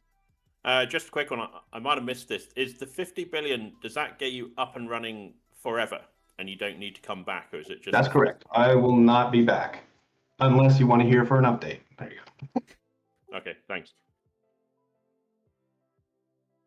Very good. Okay. Thanks for the great presentation. As a Bonsai, I think, pointed out in chat, I am eligible to fund this because this is not necessarily taking sides as an LP buyback. I don't know if I It's can. taking sides. It is. Mimitar and Galente. Yeah. Okay. I'm gonna go last again. Just because I can. Let's start with who haven't we started with? Crota. I'm in for 10. Thank you. Crota is in for 10. That is very surprising, Crota. Eden, what are you up to? All right, so kind of interesting thing. I was just talking to my one guy that's doing like all the, I guess, tech behind my operation now. What we can do is what we're going to offer. We can use Microsoft Power BI. It'll tell you what to buy, how many to buy, where to sell it for the best price. Essentially, I just do what he tells me to do, and it spits it out automatically. You don't even have to mess with the spreadsheet. If we can incorporate Microsoft Power BI, he said maybe that could work. So we can do that. obviously, and then take more of the funding from like Crota. I'll help fund some of it. I mean, upwards. If I got to put in 50 billion myself, I'll do it because I want to get into the LP thing, and I think if we can make it work with the Power BI, we can increase your sales, automate a lot of stuff, so you don't even have to mess with it. Yeah, right now we pull from Fuzzworks API, so that is working well for us. But I'm definitely open to hearing new outside of Jita market stuff because it only pulls for the Citadel, I believe, right now. Because, like an example, I just took 85 billion, and we're gonna make 40 billion off of that with like some things that I can't talk about. Using that, so I think that could actually increase the sales, the profits, and all that type of stuff with it. Yeah, definitely open to talking about that for sure. Thank you. All right, Golden. I think it's a really great presentation, great project. I'm not so convinced that an extra 50 billion is going to make the difference as to its success or not. I think actually what Eden Trade's just spoken to about is probably the most valuable thing you probably could have got out of this. So I'm going to bow out of this one, not because I don't think it's a good idea, just because I don't necessarily think the extra ISK is going to make the difference. But I'm looking forward to seeing this succeed. Yeah, me too. Thank you. All right, and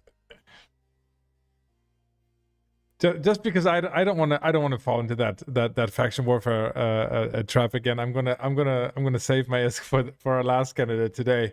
But Eric, great presentation. It's really good seeing you on here. If we can maybe, if after you've talked to Eden maybe about the technology he's using, and after you've maybe you set this up, let's have a meeting. I'm happy to have a discussion on investing in your program if we have some sort of ROI in the future. So I'm because the same as well. Because then it becomes a business venture for me. Then it's not just pouring ISK into one side on fiction warfare. I know this is not 100% that, but it could be, right? So if we can have another discussion on that, then I'm happy to give you funds to grow, because then for me it's a business venture. Yeah, that sounds good. We can chat via DMs, and to all the Amar downvoting me, I recommend that you take this and build upon this. Everybody should be benefiting from these types of structures. This isn't just for Minmatar LP. This is a structure for anybody's LP, whether you're a pirate or otherwise. Absolutely. All right. Maybe we'll have a golden presentation next month. All right. Eric, thanks so much for stopping by, and you clearly put a lot of effort in here. Really appreciate that, man. Good luck with your program. Much appreciated. Thank you. Thank you. All right, we're gonna take that. So before we bring in our last guy today, oh, I turned off my camera now. Look at this. Instead of turning him off, I turned myself off. There we go.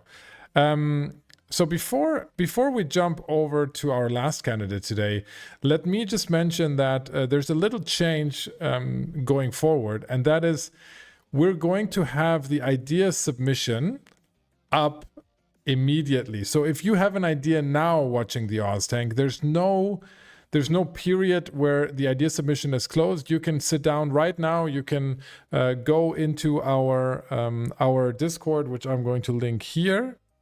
Visit the Discord. There's a section on there called the OzTank Show, and under that you have idea submissions, and in there you can submit your ideas. Tell us what you want to do. Tell us how it creates content or entertainment or ISK for us, and tell us how much you need, and then you might get upvoted by the community and be on the next show, which will likely be on, let's see, it's going to be on December 16th, probably, is going to be the next OzTank show. So if you got inspired by this, write it all down, visit our Discord, and we can't wait to hear about all your amazing ideas. All right. Now, The last person this week is Mike Azariah. Mike, I've just pulled you live on air. Can you say something? Sound check. Very good. Sound check.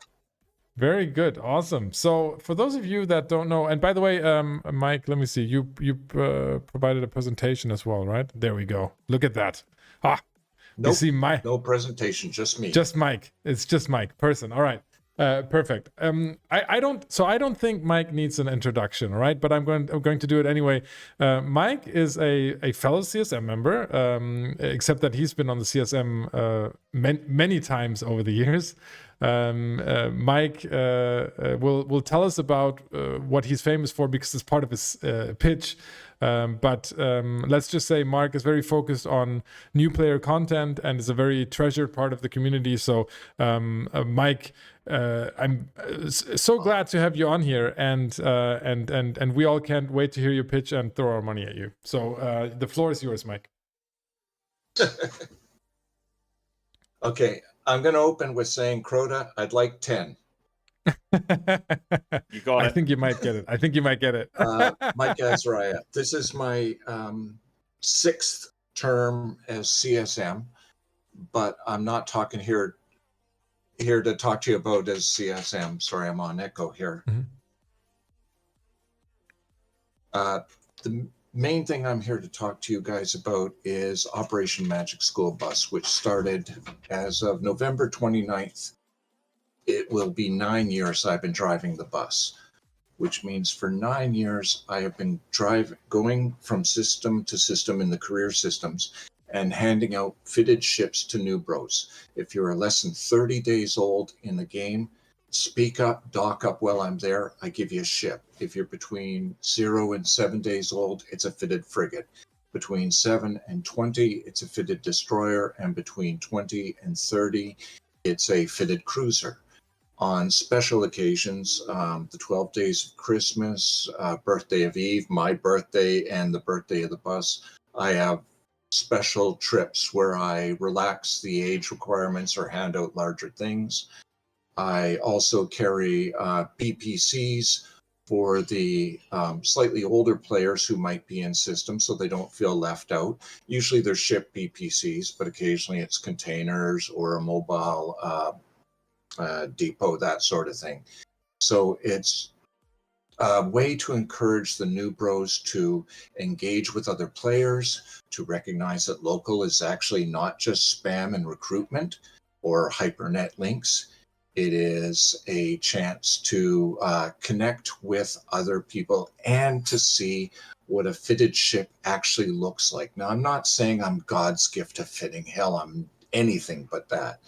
But I do fit up ships that are better than the kitchen sink that most new bros fly. They are rigged, which is for a reason. I'm hoping to discourage them from trying to make extra money by selling the ship and then going back to their kitchen fit. So when they go to disassemble the ship or repackage it for sale, they get, you're going to destroy some things inside your ship. Are you sure you want to do that? And I'm hoping the greedy little buggers will go, no, maybe I should fly this instead. So between those two ideas, this is what I do. Now, of course, I burn through a lot of VISC handing out ships. I do probably 8 to 10, more than that, in the neighborhood of 10 passes a week. So I hit about 6 systems a day trying to give things away. There are players here who've been around for a long time. I've been told people from 5-6 years ago, I remember seeing you and getting a ship from you. Or actually one guy told me the other day, I remember seeing you and thinking, aha, I'm smarter than that. I'm not going to fall for that trick. And they purposely ignored me and then found out way after the 30-day mark, that was probably a mistake on their part. That's okay. Half the reason I came on here, I was invited to come on here so that I could actually get my name out. People could see that I actually exist. I'm a real player and I'm not a scam. You would not believe how often I get accused of being a scam. But then this is Eve, and here I am offering you a free fitted ship or BPCs. It's got to be a trick. There has to be an ulterior motive. This is Eve. Except there isn't. I do this. I've been doing it for 9 years. If they don't donate, it's not going to stop me. The last thing I want to mention was way back in my second or third year of this, Minxie from Eve Cartel did an interview. It's on SoundCloud, I think. It's also linked in my bio in game. And she asked, how long are you going to keep doing this? And I said, until I run out of assets. I'm still doing it because I haven't run out. If you guys donate to the bus, what you're doing is forging extra chains that bind me to the helm of this Flying Dutchman of a project and just keep me going for years to come. The more you donate, the longer I'm stuck doing it. The joke is now it's until I run out of assets, Eve dies, or I die. You guys get to decide which one comes first. Well, hopefully you don't get to decide on the last one. That would be bad. Only in game, Mike.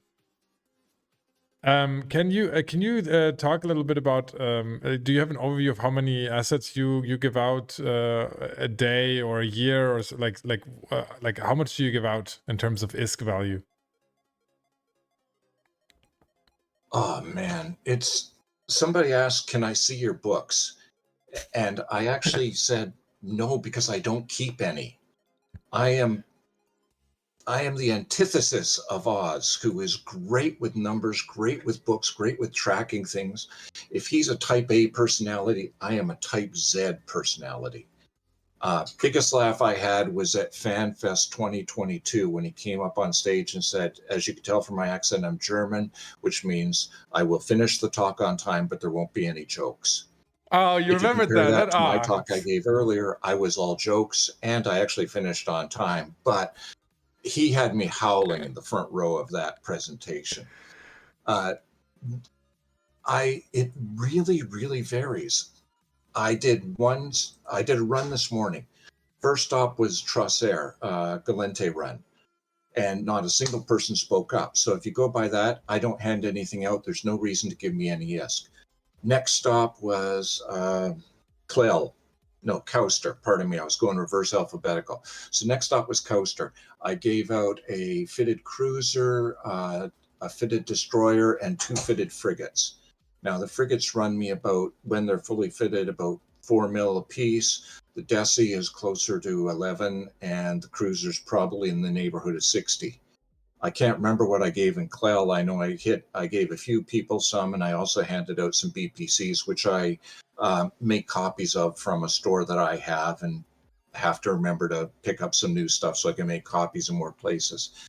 But is there an average? Yes, probably. Do I know what it is? Not a freaking clue. I know that last year, for the 12 days of Christmas, I burned through 5 billion in 12 days. But that was me handing out no-sees and the occasional praxis and a lot of sunnies. I took Oz's advice, and when they were handing out freebies, I put out buy orders and bought a ton right after FanFest, which was, I want to say personally, I think I thanked you at FanFest, but I want to say personally, thank you. That was excellent advice, and that was a great boost for the bus right there and then to let me hand out things. I'm increasing the number of fits that I hand out. If you go in game, look at my bio and scroll to the bottom of my bio, I have 2 channels that have sample fits, but since then I've been adding on Abyssal Day Zero runners, and I've been adding on some PvP fits. So I fit a few cats for just straight ganking fits, because ganking is a play style as well. I am not judging anybody as to how they want to play. I'm not judging you as to what you want to do with it. If you do decide to strip it, destroy the rigs, and sell it, and think that you pulled one over on an old man, fine. I'm good with that. I've been snarky at maybe 2 or 3 people over the year who actually followed me system to system, asking for a free handout at each system. And to a certain extent, I gave it to them. But I also said, are you enjoying ripping off a charity while you do this? It's what I do, and if I'm like somebody at Costco, North American reference, with free samples. If you get in a line and come back 3 times for a third of a sausage on a toothpick, I may look at you funny, but I'm not going to, I'm not allowed to say no. I have a series of rules for how I drive the bus. They're self-inflicted. There are no outside rules, but this is what I do, and Oz recommended I come. I'm not just asking for the 4 Oz Tank people, but people who are listening in or watching this Twitch stream later. If you wish to donate, Mike Azariah in game. I do not belong to a corp. Please do not believe anybody who says that they represent me and are collecting for me. There was somebody who ran that scam a few years ago. I wrote to them and explained you're ripping off charity. Good scam. I wish you wouldn't do it with my name attached. They offered to send me the money that they'd actually made on the scam. And I said, nope, fair play, you did it, but just please stop doing it now. I think I confused the living daylights out of them because they weren't used to somebody who objects to what you're doing, but actually says, well done, you keep the cash. I think they made about 200 million collecting off local charities. But like I said, Mike Azariah in game. I don't belong to a corp, haven't in a long time. I don't belong to an alliance. I have no allegiance other than to the bus and to having fun in game. Ask me some questions. Perfect. So I think this is going to go over really well because I already saw a few people in chat that wanting to donate. So for everyone here, Mike Azariah, you can see the spelling of his name on screen. MikeAzariah. I'm also going to put it on Discord, and Bonsai just put it in chat. So if you just contract your ISK to him in game, then please do so. I don't know if we have any other questions, or we just open our wallets. Investors, open floor if anyone has questions. I suppose just a general quick question: where do you make your ISK generally anyway, or is it all? Do you fund this all through donations? The Magic School Bus is funded through donations. I've done a few investments once or twice, played the Plex market, made a couple of billion off of that, but that detracts from what I'm doing. So the fund is purely, the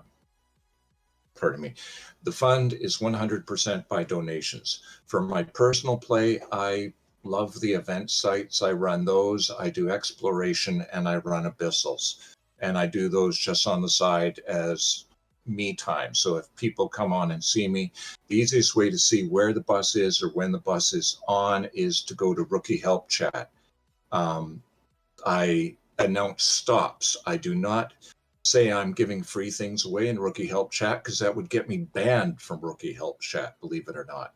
So I am just allowed to announce stops of where the bus will be. And if somebody asks a question, then I can say, oh, well, this is what the bus does, and that's answering a question, not advertising.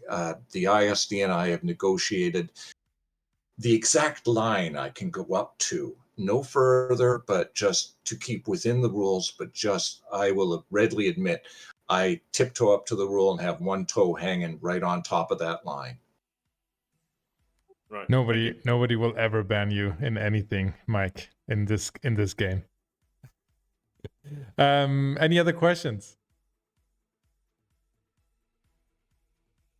No? Nothing? All right. Well, Mike, I'm of course I'm going to commit. So I'm going to commit 10 billion to the Magic Bus to get us started. Golden, you're next. So a long time ago, don't know how many years it was, you actually gave me a ship. So I just want to say thank you very much for that. I'm in for roughly 10 as well, but I think it would be silly to give it an ISK and much better to give it back as a ship. So I'm going to give you a ship instead, worth about that much, and then you can do with it as you please. But yeah, in for 10. Nice. Eden. Yeah, I mean, I'll do 5. I mean, I just gave away 30, so. Today we're bleeding. Like you guys have been bleeding today. Not me so much, but hey. All right, that's 5. So that's 10, 10. That's 25. Crota. 10. 10. Crota's in for 10. So that's 35 billion. And I think I would be surprised if you wouldn't get as much again from chat. It seems like I already see on Discord a few messages. I see in chat a few messages. So this should fund the Magic Bus for quite some time. So Mike, 35 billion. I hope that's all right.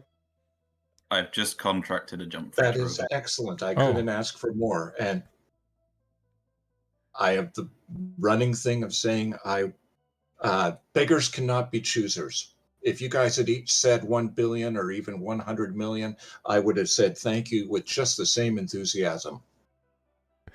And Mike, of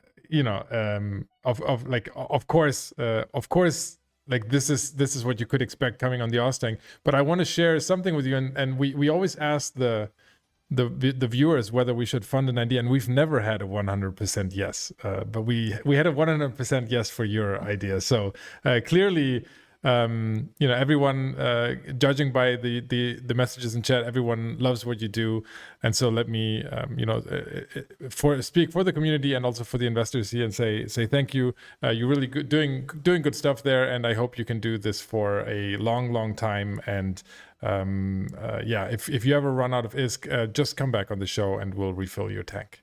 All right? Oh, my rule is I only fundraise 1 month a year, November. All right. Is that because you have a mustache? So if I get to run out, I'm free. All right. Perfect. Mike, thanks for stopping by, and we'll see you around. I see you around anyway on every week. But come back next November then on the show. Thank you. See you, Mike. All right. What an interesting show today, guys. I mean, we had I'm still grappling with that game show. I don't know what happened there. I don't know whether to laugh or cry over that idea, but we'll see about that. But ending definitely on a high note, and we had some good presentations today. The first 100% yes vote, and we had, I think, 3 people on camera, which is also a good development. So hopefully, if we open up for ideas immediately after the show, this time we get a few more ideas. Certainly, I would.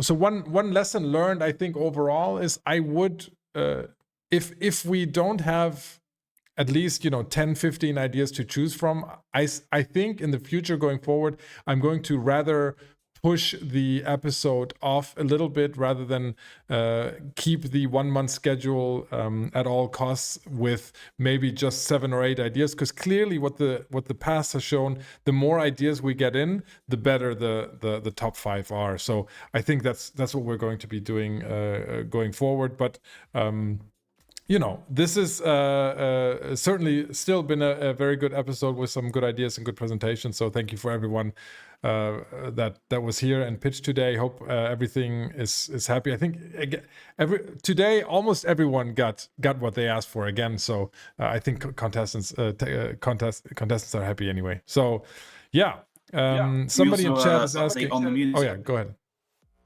I was just going to say, we had an idea previously where someone submitted an idea for a music contest. If you guys have seen videos like I'm in a Rogue or How to Stay Aligned, you'll know what I'm talking about. Go to the Eve subreddit or the Eve forum. I'll post links in Discord as well. I think it's near the top of the Eve subreddit currently, but there's 50 billion Iskin prizes. We're going to be running it ourselves because the guy that originally submitted the idea, we can't get hold of him. But it's a good idea, good contest, and we want to see more Eve-related music. So if you are musically inclined, go check that out, and you could win some hefty prizes. Absolutely. Thank you, Golden, for reminding me there. We that was the idea, or one of the ideas that we were most excited on. It was on episode 1 of the Oztank, and thank you so much, Golden, for basically taking up the baton and taking the ISK and writing that up for Reddit in our Discord. And if you guys, there's a bunch of ISK to win. First place was what? 30 billion, Golden? 20 billion? What's first place? 2010-532, and then there's also a separate 10 billion ISK prize for best video, which isn't mutually exclusive. So something could win first place and best video, but yeah. So certainly in January we're going to have an award show then, where we are going to be awarding that stuff. So that's going to be epic. And Virak is asking for the Griffin Ball. So that's so two things. One, if you want to read up on the updates, again, there's an update channel for project updates on our Discord. But you're right. Some of the contestants are just take a little bit longer to develop the ideas. I follow up with every single contestant, and most contestants that do contest type stuff, they don't get their ISK until they actually run the contest and when they actually need the ISK. So definitely go check out that channel, but also rest assured we are trying to follow up with all of the ideas, and there are some of them that are actually already providing an